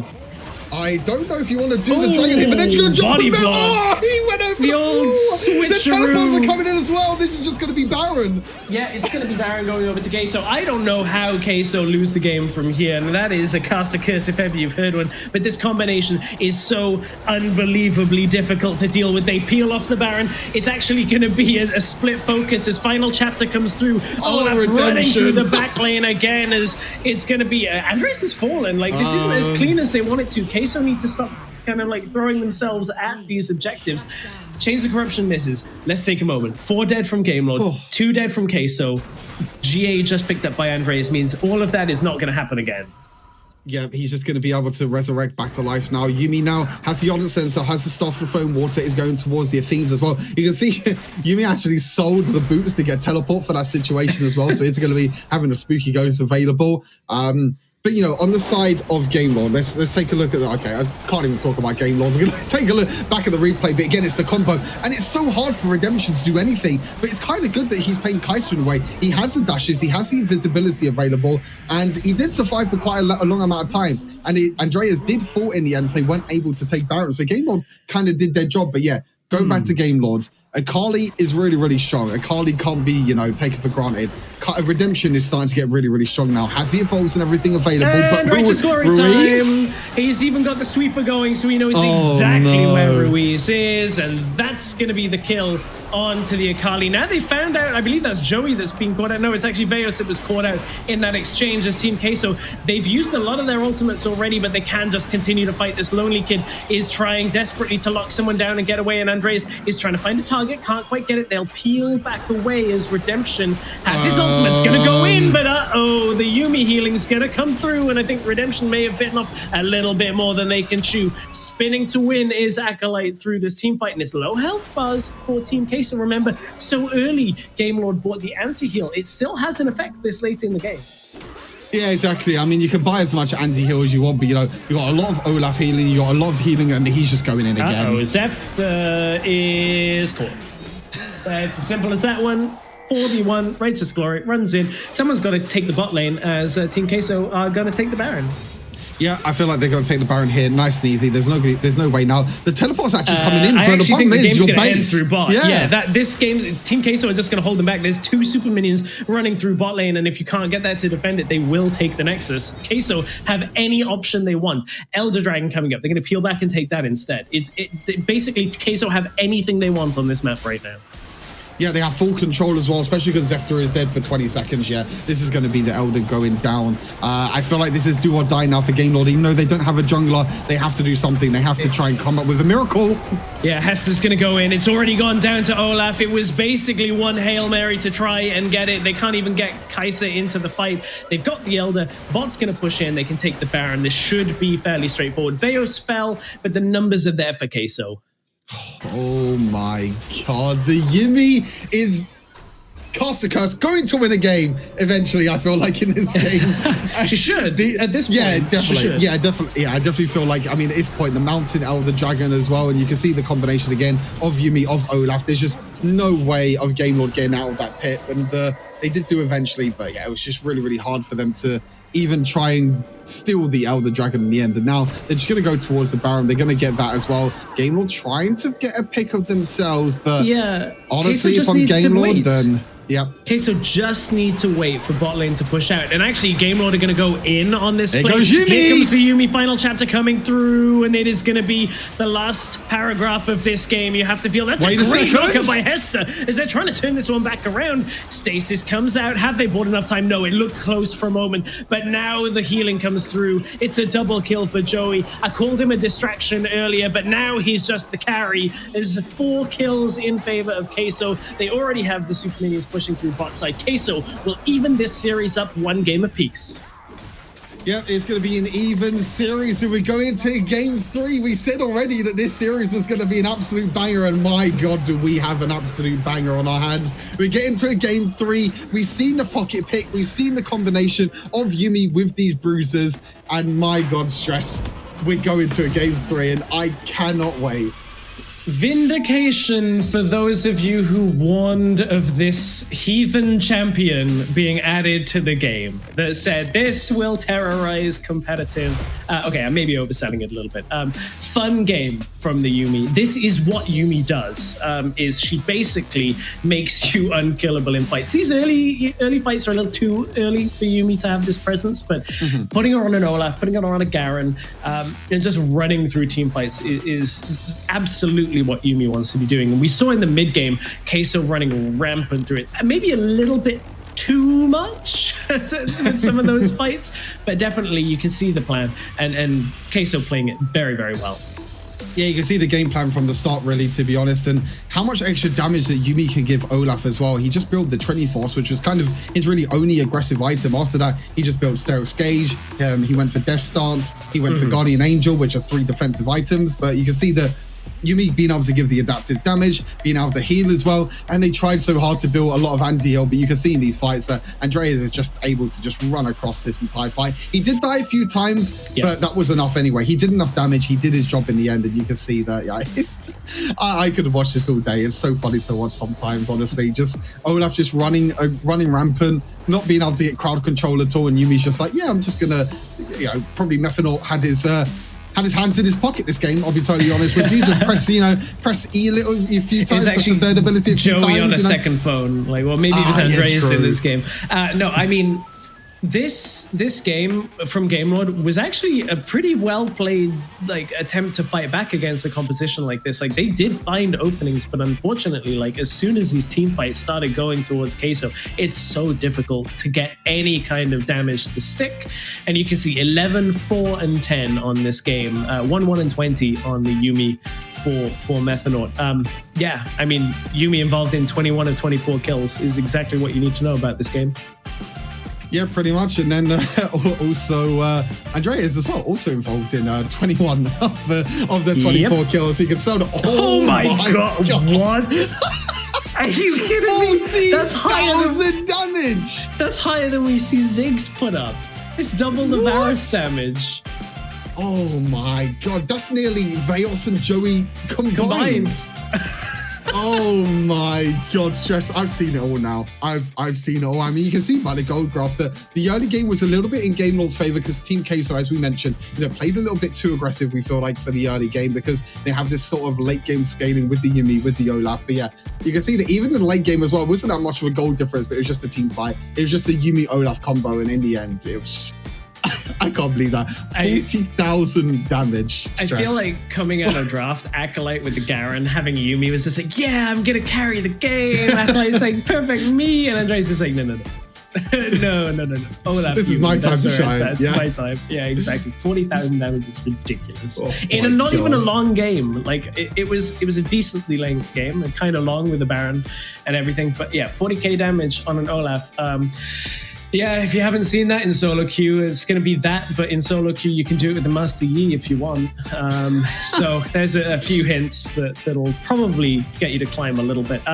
Very fun game. These games today have been great. We've had 5 great games for different reasons, and we have 1 more still to go. We need to find out what player the game was.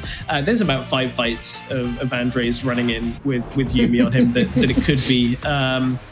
I don't know that there's too much more to break down than what we already said, but we'll try. Yeah, I mean, this is just kind of 1v3 situation. You can see the Ragnarok, the Ghost, and also the extra movement speed as well. And yeah, Redemption just got 100 to 0s, like in a matter of seconds. The axe on top of it, and you can see Andreas just running around 3 versus 1. He doesn't care at all. And Joey's just like, oh, you need some help there? Yeah, let me just use my piercing arrow for my disgusting damage that I do on Varus. And that was enough at the end, I mean, going into this 3rd draft now, does Game Lord pick up Yuumi? Does Yuumi get banned? I feel like the Game Lord have to do something. Yeah, I actually think you have to ban it. Like, that's not even me exaggerating. As we head to break, I just want to put out there that, like, we've behind the scenes been talking about eventually when teams pick up Yuumi, how broken she'll be. This is the first time in Europe we've seen it, and I genuinely think that teams will be scrimming this a whole lot more. We're going to step away for 3.5 minutes before we head to our last game of the day. It is going to be Game Lord versus Queso. Only one of these teams can advance to the top 4 of the upper bracket. We'll find out when we come back.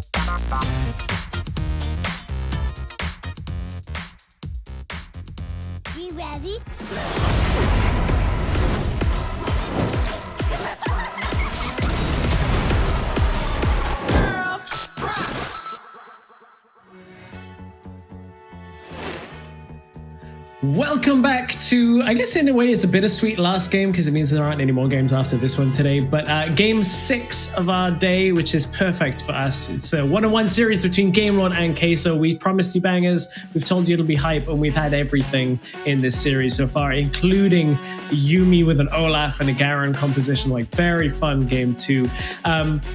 We talked about it just before we went on break. Yuumi surely has to get banned now, right? Like we've seen it happen once, and I don't think that comp's going to happen again. Unless Gamelord go to blue sides and they first pick it themselves, you know, it could be a possibility, but it's just how high priority is the Yuumi going to be? We saw it as a last pick, so I feel like Yumi's still quite young. You know, she's only been out for 2 or so weeks, so teams haven't practiced a lot. And this screenshot says, I mean, the tweet says it all. Our reactions seeing Yuumi. I mean, we've spoken off stream, and we've spoken to Scoundrel and everyone as well, and this. Our reaction just says it all. It's just absolutely wonderful. But yeah, we finally get to see Yuumi. As always, well, as much as you hate Yuumi, and as much as I can sometimes hate Yuumi as well, it's fun to finally see the cat being on the Rift. It's a love-hate relationship for me. I find it really exciting in-game, but then when you think about it on a macro sense and like what she does to the game, I find it really annoying. She is more unique than most champions, so it means you either have to ban her or you have to try and play around this playstyle that has no like secondary or alternative. So that's about like a defined meta. I still think we're building that in Wild Rift, so perhaps there's a little room for Yuumi to work on a slightly more balanced level within the meta than on release with PC. We're actually heading right into picks and bans for our third game of the day. And yeah, I mean, I wonder what we're going to have in this one. Team Queso on the blue side, Gamelord on the red side, as we'll see whether Yuumi finds any kind of priority. Yeah, Gamelord picking the red side for this final game, 1-1 for the series, and this is it. This is the upper bracket. This is the 2 titans that we expected, and now for us, we got to see, you know, is Yuumi going to be banned? It's going to be Corki being banned out for now, so it's going to be denying redemption away for the Corki, but now you have to look at Gamelord. Do they ban the Yuumi? Do they really want to ban it? I mean, they could all honestly just ban on the Olaf as well. I feel like, you know, you can just use the Olaf Yuumi combo. Obviously, there are other combos as well with Garen, etc., but maybe they haven't practiced it as much. I feel like if you could just give Andreas, I mean, we kind of pinpointed it at the start of the series, Andreas and Zefta, kind of the battle of the junglers. So, Andreas is definitely the star player for Team Queso. If you can give him that carry, if you can give him that kind of, I guess, free way to do what he wants, then, you know, he's going to shine.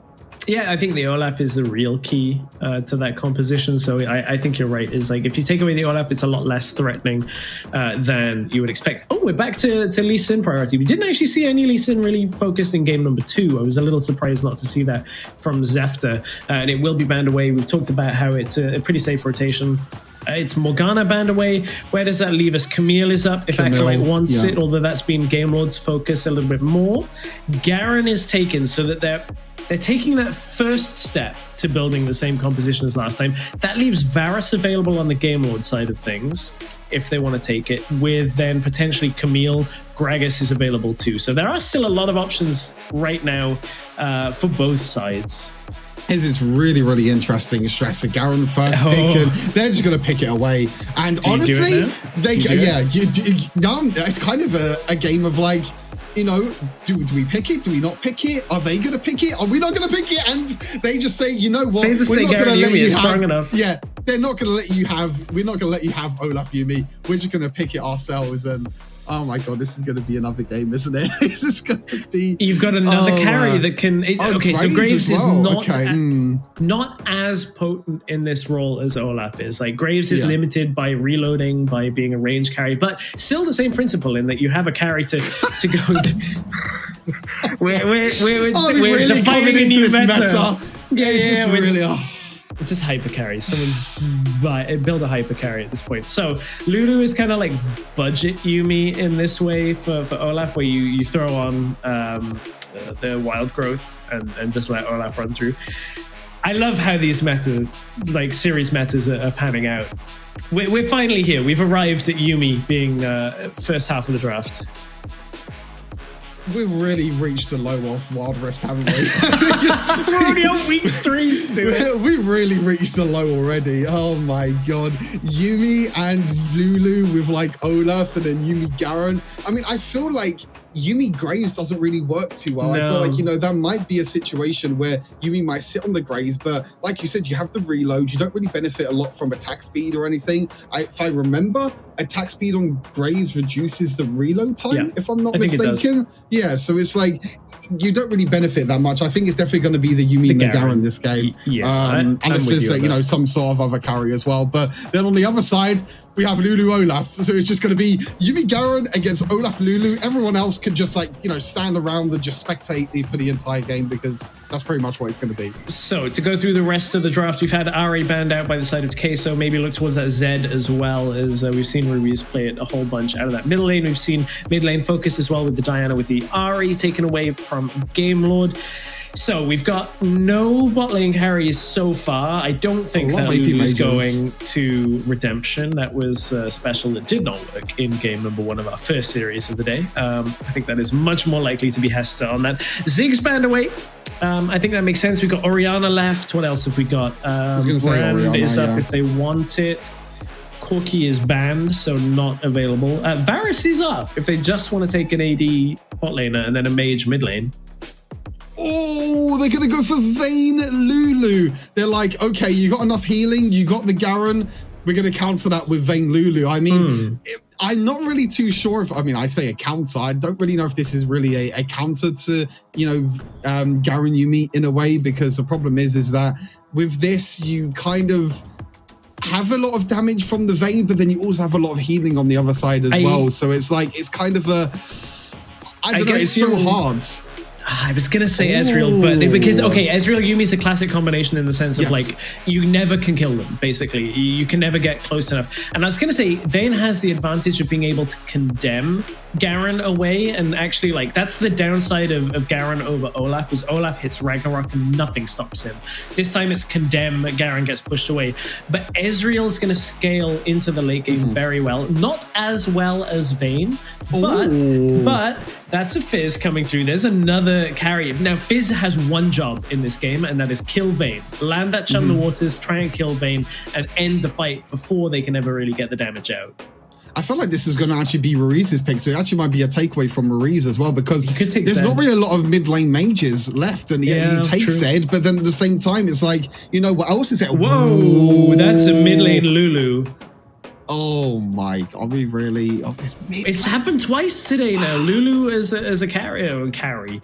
I mean, so we're playing a protect the carry composition. Those of you that perhaps haven't seen these too much in Wild Rift, is basically you're saying, okay, let's pick double supports. One of them goes in one of our solo lanes, the other plays from support, and you basically buff up your primary late game carry as much as possible. The good thing for Game Lord is they actually have 2 sources of late game hyper carry. Olaf fulfills the same role as Vayne. On the other side of Team Queso, they have an assassin, they have some frontline, they have not very many ways of getting a fight started, but once it's there, Yumi's going to help them stick.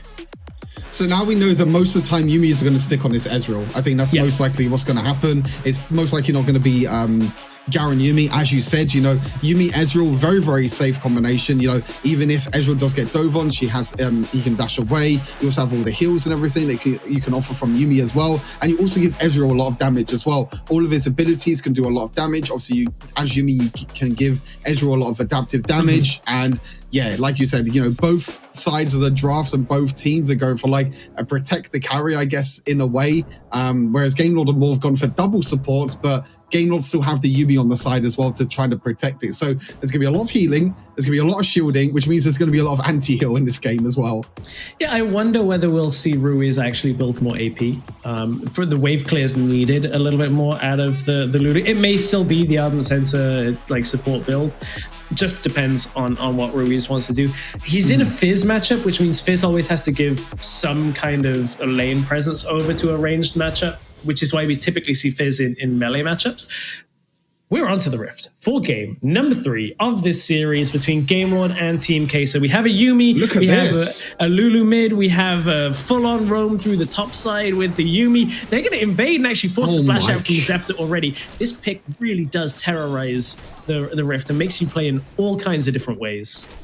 Yeah, that's Flash gone already on the side of Zefta, and now they're going to be able to invade the red buff. Now, this is a bit risky because mid lane as well, you can see Lulu, you can even see Heste as well roaming up as well, and they could be a little bit core. They're going to try and go for the kill. They're not going to get the kill, but this is danger for Queso. Might not even get the buff. Okay, they do. Andres gets it. They're just going to try and throw everything and get the first blood. Goes to Garen, and that might be the scariest thing of all, depending on how many people they lose here. Methanol is trying to get out, but I don't think he can actually link up with Garen. I don't think he can get away. That's 2 kills going over to Gamelord. So first blood to Queso.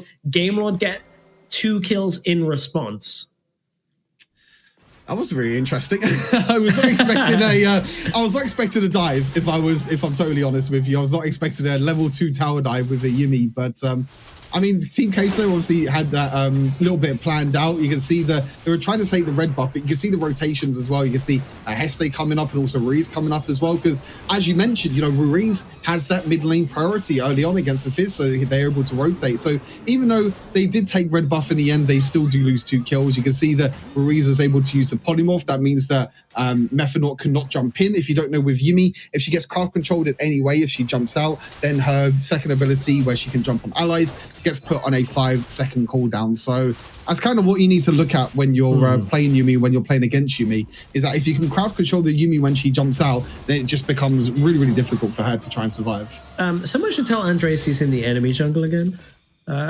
This is a full-on jungle invade from Queso. They just want to go aggressive, and now they're going to try and shut down Redemption. Like, there's no ultimates here from anybody, and just shutting down the vision control onto the Vayne, they're going to balance. Oh, wait a without second. having the ultimates, actually, it's going to be the first kill going down in this exchange, but look, they've overextended again. Queso are throwing way too much into this. That's 1 kill in exchange for 3. Gamelord are playing so much better around this early game. This has been going pretty badly for Queso so far. A killing spree by a Lulu mid in 3 minutes. That is something I don't think I would have ever expected to say coming into the WREC for this tournament. But yeah, a little bit of an overextension. Heste here, really great double knock up. You can see Joey trying to escape with his life. But yeah, like you said, these early aggressive plays that you don't really see. I mean, you have a Yuumi that can give you a little bit of extra damage, but that's not really where Yuumi shines. You know, Yuumi shines when it gets to the mid and late game, when you can stack up the healing, when you can do all this damage. And yeah, the moment you can see that the gold leads, the gold leads across the board. Mid lane, Ruiz is actually 1,000 gold up on Veos on the Fizz, and he's not been able to do anything really. To be fair, Veos, he's not been able to rotate around the map, and Ruiz has always been the first one there, which kind of is a kind of a bad side really of Veos and on this Fizz, because he doesn't have the wave clear. He's not able to get the mid lane priority to roam around the map. But you can see Ruiz's itemization going for Rod of Ages. So being a little bit extra tanky and also get a little bit of extra AP as well. Yeah, wave clear is actually a problem for Queso in general. Ezreal's biggest downfall as a mid lane pushing champion is you have to use your ultimate to actually push through things. Now he's even going to use it to try and get the dragon at least contested, as he was engaged upon by Hester. There goes the Chumbler Waters onto Zefta, forces the flash, and there's 3 members of Queso. It's actually 4 because the Yuumi is here as well. Dragon resets, so Gamelord are now trying to contest this with not a lot of ultimates. They have the Ragnarok, they have Lonely Kids when they've grouped up, but a lot of the ultimates are still available for the team fight. Acolytes and Methanauts are still there. Everyone's going to disengage, and they're going to try and push out mid. Yeah, a little bit of an a exchange, actually. Like, Lonely Kid may be caught here. Hester's going to go in. Joey forced to back themselves away, and it's not going to result in a kill.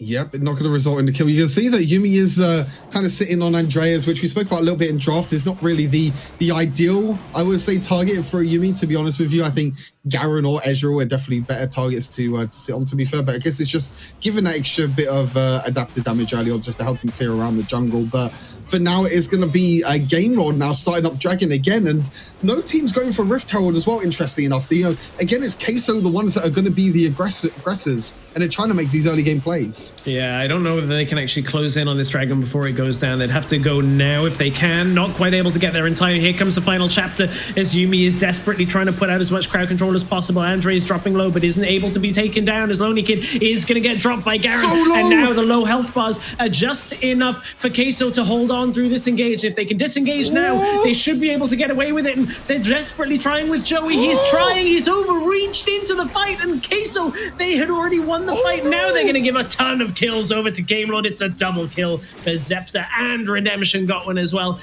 Queso getting greedy on the back end of that fight. So many low health bars on the side of Game Lord, but like you said, Queso already, you know, they lost the dragon, but they already pretty much won the fight. They traded, I believe it was like a 1-0 in the end. But the great thing here was Andreas just not being able to get into the dragon pit. Heste with the quickness doing really, really well to make sure Andreas was able to get in. But you can see Yuumi jumping out, getting the passive shield, kept Andreas alive, and they were able to get the kill on Lonely Kid. Now, after this, you just back off if you're Team Queso. You know, you got to cut your losses here. Exactly. Like, you have the extra healing, everything from Yuumi, but this is way too over-aggressive. But you can see this is such a close team fight. The knockout from Heste, and then the ultimate comes up as well. Look at Veos in the back line. All the shields and everything as well. And now Game Lord are going to take the dragon as well. And I mean, the Herald as well. And I feel like this is something that kind of happened in the first game as well. Even though they have the Yuumi available, this was exactly the same as what happened in the first game. It was Team Queso playing a little bit too over-aggressive, and they did get an advantage in the previous game, but unfortunately in this one, they're going to be put behind. Well, as you can see, we are in a pause. Hopefully we'll get an update on exactly what is going on in the game in a couple of months. That fight could not have been closer from Queso, and you can see why Joey goes in there, right? It's like, if he gets 2 kills, he gets the 3rd, gets the 4th. Like, it's huge for Queso. Then everything works out in their favor. But this time around, it did not go the way Joey was looking for it. And that's been the story of this 3rd game. Game 2 looked so comfortable for Queso that they got ahead, stayed ahead, and kind of like, even when they made mistakes, were just crushing through fights. This time around, they did the dive at level 2. They did the dive at level 4. They've done the dragon fight that's backfired. And 3 things back to back to back have not gone Queso's way. And if they start feeding this Olaf and the Vayne like they have been, it's going to be a difficult game for them to turn back in their favor. It's going to be a bit difficult. I mean, they're falling behind now. They lost the objectives. They lost everything as well. And I feel like if you're behind as a Yuumi, it is really, really hard to kind of get back into it. But just to update you all, there is a sound bug at the moment for one of the members on the side of Game Lord. So hopefully that's just a quick restart of the phone, restart the game, and then hopefully we can get back into game very shortly. But yeah, I mean, like you said, it's a situation where, you know, if you're a Team Queso fan, then you're kind of hoping that the late game scaling of the Ezreal Yuumi, for example, can come into the situation a lot quicker, you know, a lot sooner rather than later, because at the moment it is Game Lord in full control as well of this game with all the objectives, and there you go. I was going to say, speaking of sooner than later, we're back into game already. We have got that sorted, and we're back on the Rift. So to recap, Game Lord just took the Rift Herald. They already got the first Drake of the game as well. Now they're going to use it top side, and really Game Lord's composition scales very well into the late game. And I think that's the worrying thing for Queso is, yes, Yuumi Ezreal can be strong late game. Yes, Garen Yuumi can be strong in the mid game, but Vayne and Olaf are very difficult to shut down when they start getting gold. And that's where a lot of the gold has gone in this game already for Game Lord.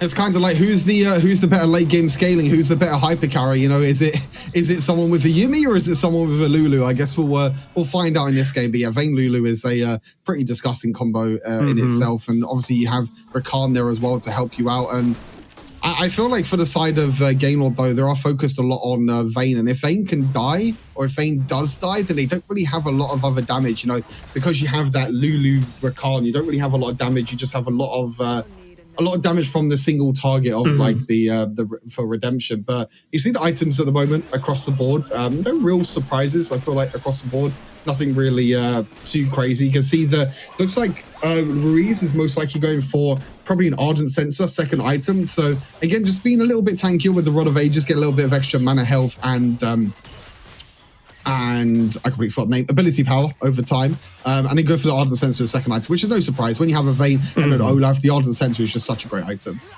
Yeah, it really is. It allows you to kind of get extra stats when you're going through the fights. Helps Vayne, as you mentioned already. And I think, oh, hang on, we're going aggressive for Hester as they were trying to catch Ezreal in the ultimate animation. I think one thing that Hester has to play a little bit differently on this game compared to some of his other Rakan games is like the quickness is going to be very influential defensively, where he can prevent people getting to Vayne. Like not only is it an engage tool, but it's also a defensive tool as counter engage. They're going to try and focus out Veos on this bottom lane. Fizz can only survive for so long, but he's going to try and trade his life against Redemption. Chum the Waters is going to hit, nearly trades that 1-for-1, and that's exactly why Fizz is in this game, because he can kind of deny some of the engage and the potency of Vayne in these situations. They've left the mid lane tower open though, and honestly, this could be the mid lane tower over to Team Queso. They could take it really, really quickly with Ezreal as well. And yeah, that's it.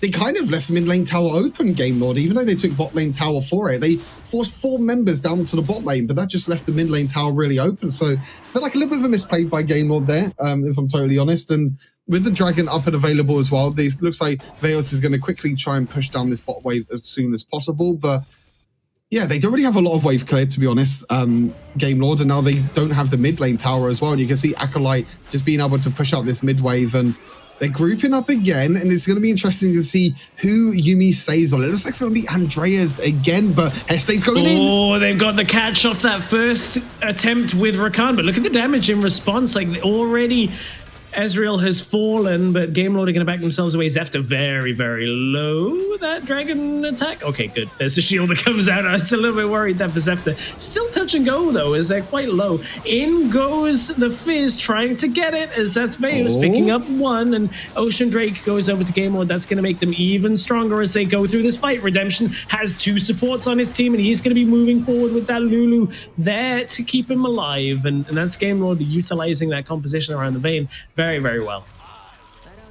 Yeah, very, very well indeed. And they did take the dragons. That's 2 dragons now over to the side of Game Lords. And it's just watching these team fights, it's so hard to kind of keep an eye on everything because there's so many things happening in these team fights. You know, you have to keep your eye on Redemption, but you also have to keep your eye on who Yumi's on as well to see, you know, who's going to be the main damage source on the side of Queso. And it was Joey Skaggs in the end, as you said, being a little bit caught out there, unfortunately. And I want to see Yuumi on this Ezreal more. You know, I feel like Ezreal Yuumi is just such a safe combo, and even if Joey gets caught out, he can still do a lot of damage. And as you can see, he's already doing a lot of damage anyway with the Tree Shot Barrage as well. Just complete Trinity Force, so we'll be able to put out more damage down in these team fights. But Zefta's quite tanky in the front line. You can see all this shielding coming through, and Joey this time gets charmed up and gets taken down, and that's exactly why Hester has been picking this Rakan and has looked insanely good on it. Now this Yuumi is not enough to keep everything alive. This Vayne is just running through the backline, as is Zefta. Game Lord, they saw the Yuumi, they downloaded the tech in game 2 as they got crushed, and now they understand how to beat it, and they are really running away with this game. They're like, you want to play a hyper carry? Yeah, we'll play the same game. We'll play Lulu with Vayne and everything. But you can see the initial engagement by Team Queso trying to use a final chapter didn't work out. And Heste was like, okay, I'm going in. We're going to kill this Ezreal. And there's just nothing else that they can really do about it. Again, I feel like the draft for Team Queso and kind of focusing more on this Graves jungle and their early plays in this game have not really worked out for them. I feel like I said before, when you pick up this Yuumi, you don't really want to make these early game plays. Okay, you can get, you know, a little bit more damage and it can work out for you, but when it doesn't work out for you, it really doesn't work out for you. And you just get into this situation now where Ezreal is now behind against a Vayne, and already that's a difficult situation to be in. Andreas on the Graves is not really doing too much as well. And yeah, like I said, it's just going to be really, really hard now. You can see the gold leads across the board now. Look at the Vayne gold lead as well, like 1,000+ gold lead there.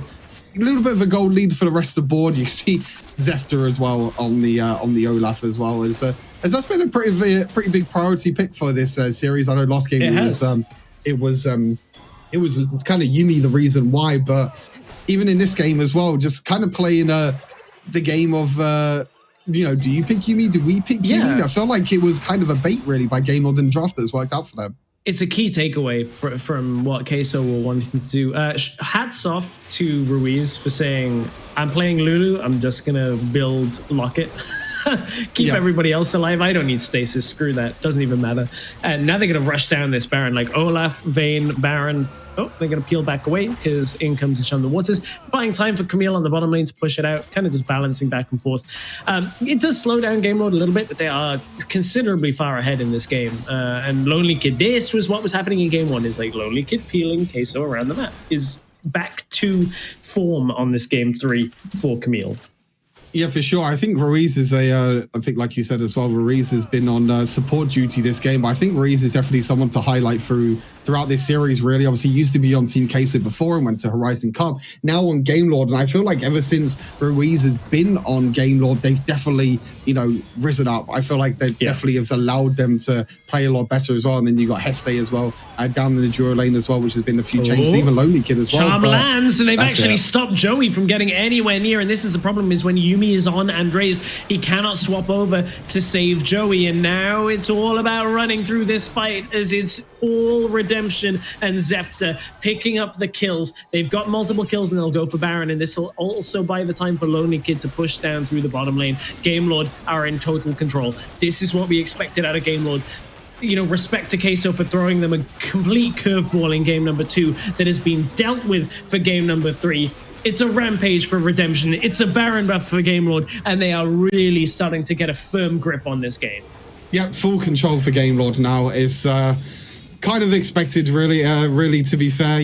Coming into this series, we felt like Game Lord were a little bit of a favourites, but like you said, Team Queso being able to turn it around. But again, it's Joey unfortunately gets caught out, and yeah, I feel like the mispositioning from Joey in this game as well. You can see that Olaf as well just can't get charmed up at all because he's in Ragnarok as well. So even even against Yuumi, sometimes Yuumi can help out Olaf, but at the same time, Olaf can also be a bit of a nuisance for Yuumi at the same time as well. So 3 dragons now, over a 10,000 gold lead for Game Lord, and yeah, I mean, we spoke a little bit about the duo lane matchup coming into this series. Game 1, it was Redemption getting the first blood as well. Game 2, it was more Methanaut being able to help Andreas, being able to carry with the Olaf. And in this game, unfortunately, is Joey that's the one that's getting caught out. It sounded a little bit the same as game number 1 as well, and him not really being able to do too much as well. As sometimes there's some problem with Yuumi that you don't really... I mean, I would like to see Yuumi on Ezreal a little bit more, but...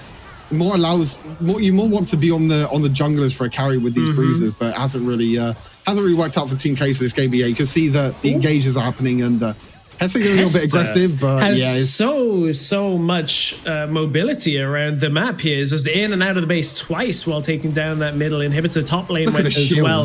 Yeah, the shields are insane. Like, there's so much survivability on the side of Game Lord. Lonely Kid's actually putting damage on the Nexus as Hester jumps in, darts back out, keeps himself safe. 4 members of Game Lord pushing through the bottom lane with the inhibitor still up, but these Baron super minions are going to start dealing work. That's a lot of damage down to begin it, but with the Lulu shields, Zefta's able to get out of there. Hester jumps right into the backline, throws himself at Queso in order for Game Lord to take the win. They're going to put the damage down onto Acolyte, maybe force back for a moment, but Redemption still has all the damage in the tank to unload on the Nexus. They're going to rush it down, and that means Game Lord are maybe not going to be able to do it. They still have a vein, but Team Queso for now. Chum the Waters landed despite the flash, and it's going to be the kill. Minions may still end it, though, as Queso still has to play through the super minion. Ruiz is like, I just need to get one auto, and he's going to get it. The mid lane Lulu. No, it's not. He got it, okay. But finally, Game Lord managed to put the last autos down. Ruiz manages to secure the game. 2-1 for Game Lord over Team Queso, and that series was everything we wanted it to be and more. Yeah, everything and more. I think you summed it up perfectly. We got Yuumi, we got a backdoor, I guess you can say, in the end as well. We got... This series had absolutely everything, and what an absolute blast of a series as well. I mean, give us more. I wanted this series to be a best of 5, a best of 7, but I think these are 2 teams, going into this series, we kind of expected them both to be really, really high contentions for the rest of the tournament. And I'm really excited because these 2 teams could be our finalists as well going into the final couple of stages next month. Yeah. They could very well be. We started today with bot lane Lulu. I'm like, what a troll pick. We ended today with a backdoor from mid lane Lulu. Like, oh god, we have had one hell of a day of Wild Rift games. This game 3 was perhaps a little more one-sided than some of our other games of the day. I think like Game Lord Game Lord took what Queso were doing and played around it very well. Like those early game engages, the early game attempts to go under the tower were just too much from Queso. Like it was just a little too over aggressive, and Game Lord were like, great, we'll take that and we'll come back and win the game quite easily after that. Yeah, you can see in the replays as well, the highlights, you can see that the over-aggression really happened at level 1, really, with this cheesy invade, which sometimes work out, but then look, again, they just kept trying to make over-aggressive plays again and again and again, and unfortunately, it didn't really work out for them. They were losing trades every single time, and when you've really fallen behind, when you have like a Graves, when you have a Nezreal against a Lulu as well with a Vayne, it's really hard for them to come back into this. And like you said, you know, shout out to Ruiz as well in this game, you know, said to the team, was like, okay, I don't need to play a carry this game. I can play a carry if I really want to, but look, Redemption, you're the one this game. You're going to just get all the shields and everything. You're the one that's going to carry this game. And it just shows that Game Lord has it all, really. You know, if it's, you know, it could be Redemption on a carry, it could be Ruiz on a carry as well if they need to be. Zefter as well in this game. On the Olaf was really good. Lonely Kid as well in the top lane. You know, there's so many strong members on the side of Team Queso. I mean, Game Lord and even Heste as well this game. A really, really big standout performance on the card. Yeah, I think Lonely Kid's weak side play is the most impressive of all the Baron laners, where there's very little times that Lonely Kid's overextending when the rest of the team are contesting an objective, like trying to bait them in and they're looking for the windows. Ruiz may very well have been playing a support champion in mid lane, but he ended the game. So, you know, I mean, credit where it's due. He did everything he needed to do to carry the game. Yeah, I think Game Lord is so very impressive. I think Queso, if it wasn't for some of the forced early game plays, I think this could have been a closer game 3. But like, this is why we've been hyping this series up for the first 2 weeks. It's like these two teams are two of the ones that could be in finals, and we saw exactly everything that they had in this series. I'm so looking forward to seeing Queso advance through the lower bracket and Game Lord's match. Game Lord are going to be playing Viv next. That's a really exciting series as well. Viv looked great in our first series of the day. Yeah, I mean, this has just been an incredible day for me of watching European Wild Rift, and I can't wait for next week. Can we just start that tomorrow? Yeah, we'll start tomorrow next week. Technically next week is tomorrow. So someone tell Rix and Navi, like, we're actually going to just play the game today. Like, why not? I mean, give us more Wild Rift over there. This is what we love about the game. You know, constant action, constant aggression, and just overall great plays by both these teams. You see, Andrea's actually doing the most damage on the entire team, but I feel like it's because Yuumi was on Andreas for pretty much the entire game. So he was making like some crazy over aggressive plays. But yeah, Redemption on this Vayne. When you have two supports by your side, Ruiz and Heste, really, really well played by them. And it's going to be Team Queso. I mean, Game Lord, sorry, you know, like you said, advancing to the next round of the upper bracket against Viv Esports. But I think it's going to be a very, very exciting matchup. And I feel like even though Team Queso lost this game, I feel like they're still going to come through on the lower bracket. And you know, it hasn't really, I guess it doesn't really stop there, to be fair. Like you said, we got more games next week as well. We got Rix versus Navi next week as well. Another battle of two titans as well. So if you all enjoyed this one, make sure you tune in next week as well. But yeah, I can come back to this series, but yeah, I mean, it's just been an absolute crazy day overall. And I think just two of the best series that I've watched of Wild Rifts. Yeah, I think it's been a great day of games. Let's take a look at the play of the game for our sixth game of the day. There are a couple of team fights I think that could be play of the game. This time around, it's not the Yuumi doing the plays of the game. This time it was a lot of the Lulu, Olaf, and Vayne. Yeah, for sure. I think there was this Heste as well being able to block Andreas out of the fight. And this was just the back and forth team fight as well. And this was where Team Queso, again, you know, overextended a little bit. You can see the low health bars on either side. You can see how close it was. But Heste, look how low he is on health. But Heste's like, you know what, I'm going to jump in anyway. Even if I die, which he didn't even die in the end as well, survived on 1 HP. Veo's trying to jump into the back line as well. And honestly, I'm going to have to watch that replay about like 20 times to actually break it down, because there's so much happening on either side of the you know, either side of the team fights. You know, got low members on the side of Team Queso, low members on the side of Game Lord, and that's maybe a play that I have to break down maybe for next week. Yeah, I feel like this series, you could just rewatch every single game and learn something new. I feel like this series, I might be overstating it a little bit, but I think it's going to really heavily affect the meta of the rest of our upper bracket series as well, and the next couple of weeks until we have a patch, because I think seeing how strong Olaf Yumi is in that second game, I think is a real indicator of the meta. But we should, however, look at our MVP of this series. It's not going to be the Yumi. I think it might still be the support, though, as I believe MVP is going to be Hester for his Rakan engages. Yeah, Heste as well, even in the first game with the Nami waves as well. Really solid performance. 11.5 KDA on a support. You don't really see that too often. And we got a support MVP yesterday. We got another support MVP today as well. And it just shows the support priority that we kind of spoke about at the start of the day is kind of run into today's games as well. You know, with the Nami, we even saw Yumi as well. So talking about supports as well. And overall, you know, Heste, a great performance in this play as well. Absolutely insane. Yeah, so much of it is just about getting the team fight started and like allowing the carries to actually pick up kills. Mid laners and bot lane carries are probably like molding over how much presence like jungle, top, and support get. Because it feels like you get very few like solo carry performances in that regard. Like Sharks got our MVP earlier in the day for the Gragas performance, but so much of that was like about dealing crowd control as opposed to actually carrying the game. Whereas like Hester's there jumping in and out on this Rakan, doing a lot of work to set up the rest of Game Lord. I think Hester is one of the supports that, you know, we've been talking about a lot about how strong he is, but Hester, absolutely a player to watch from Game Lord.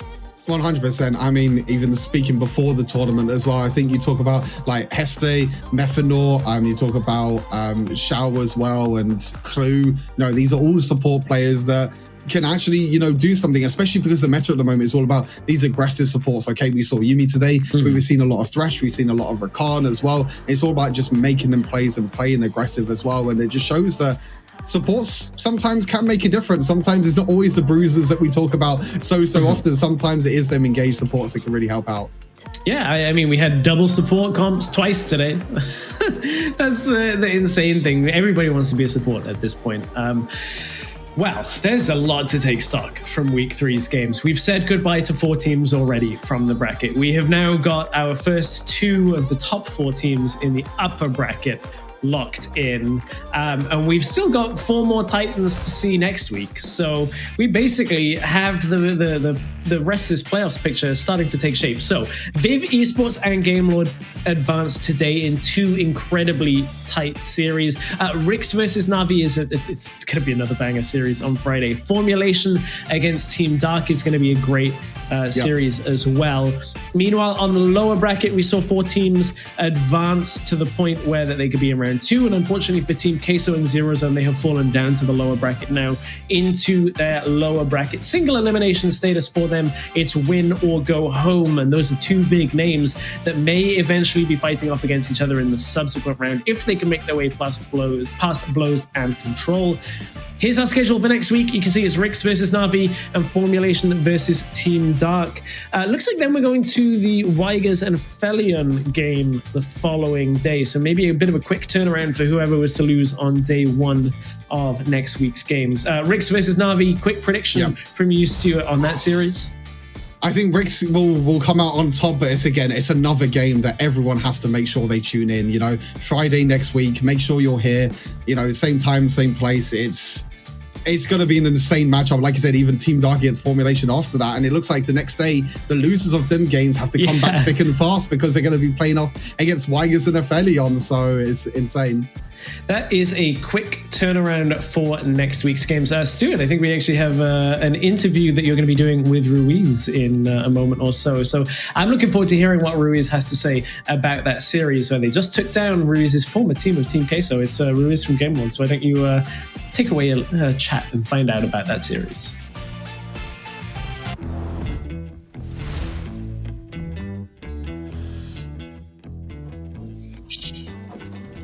Again, Ruiz, congratulations.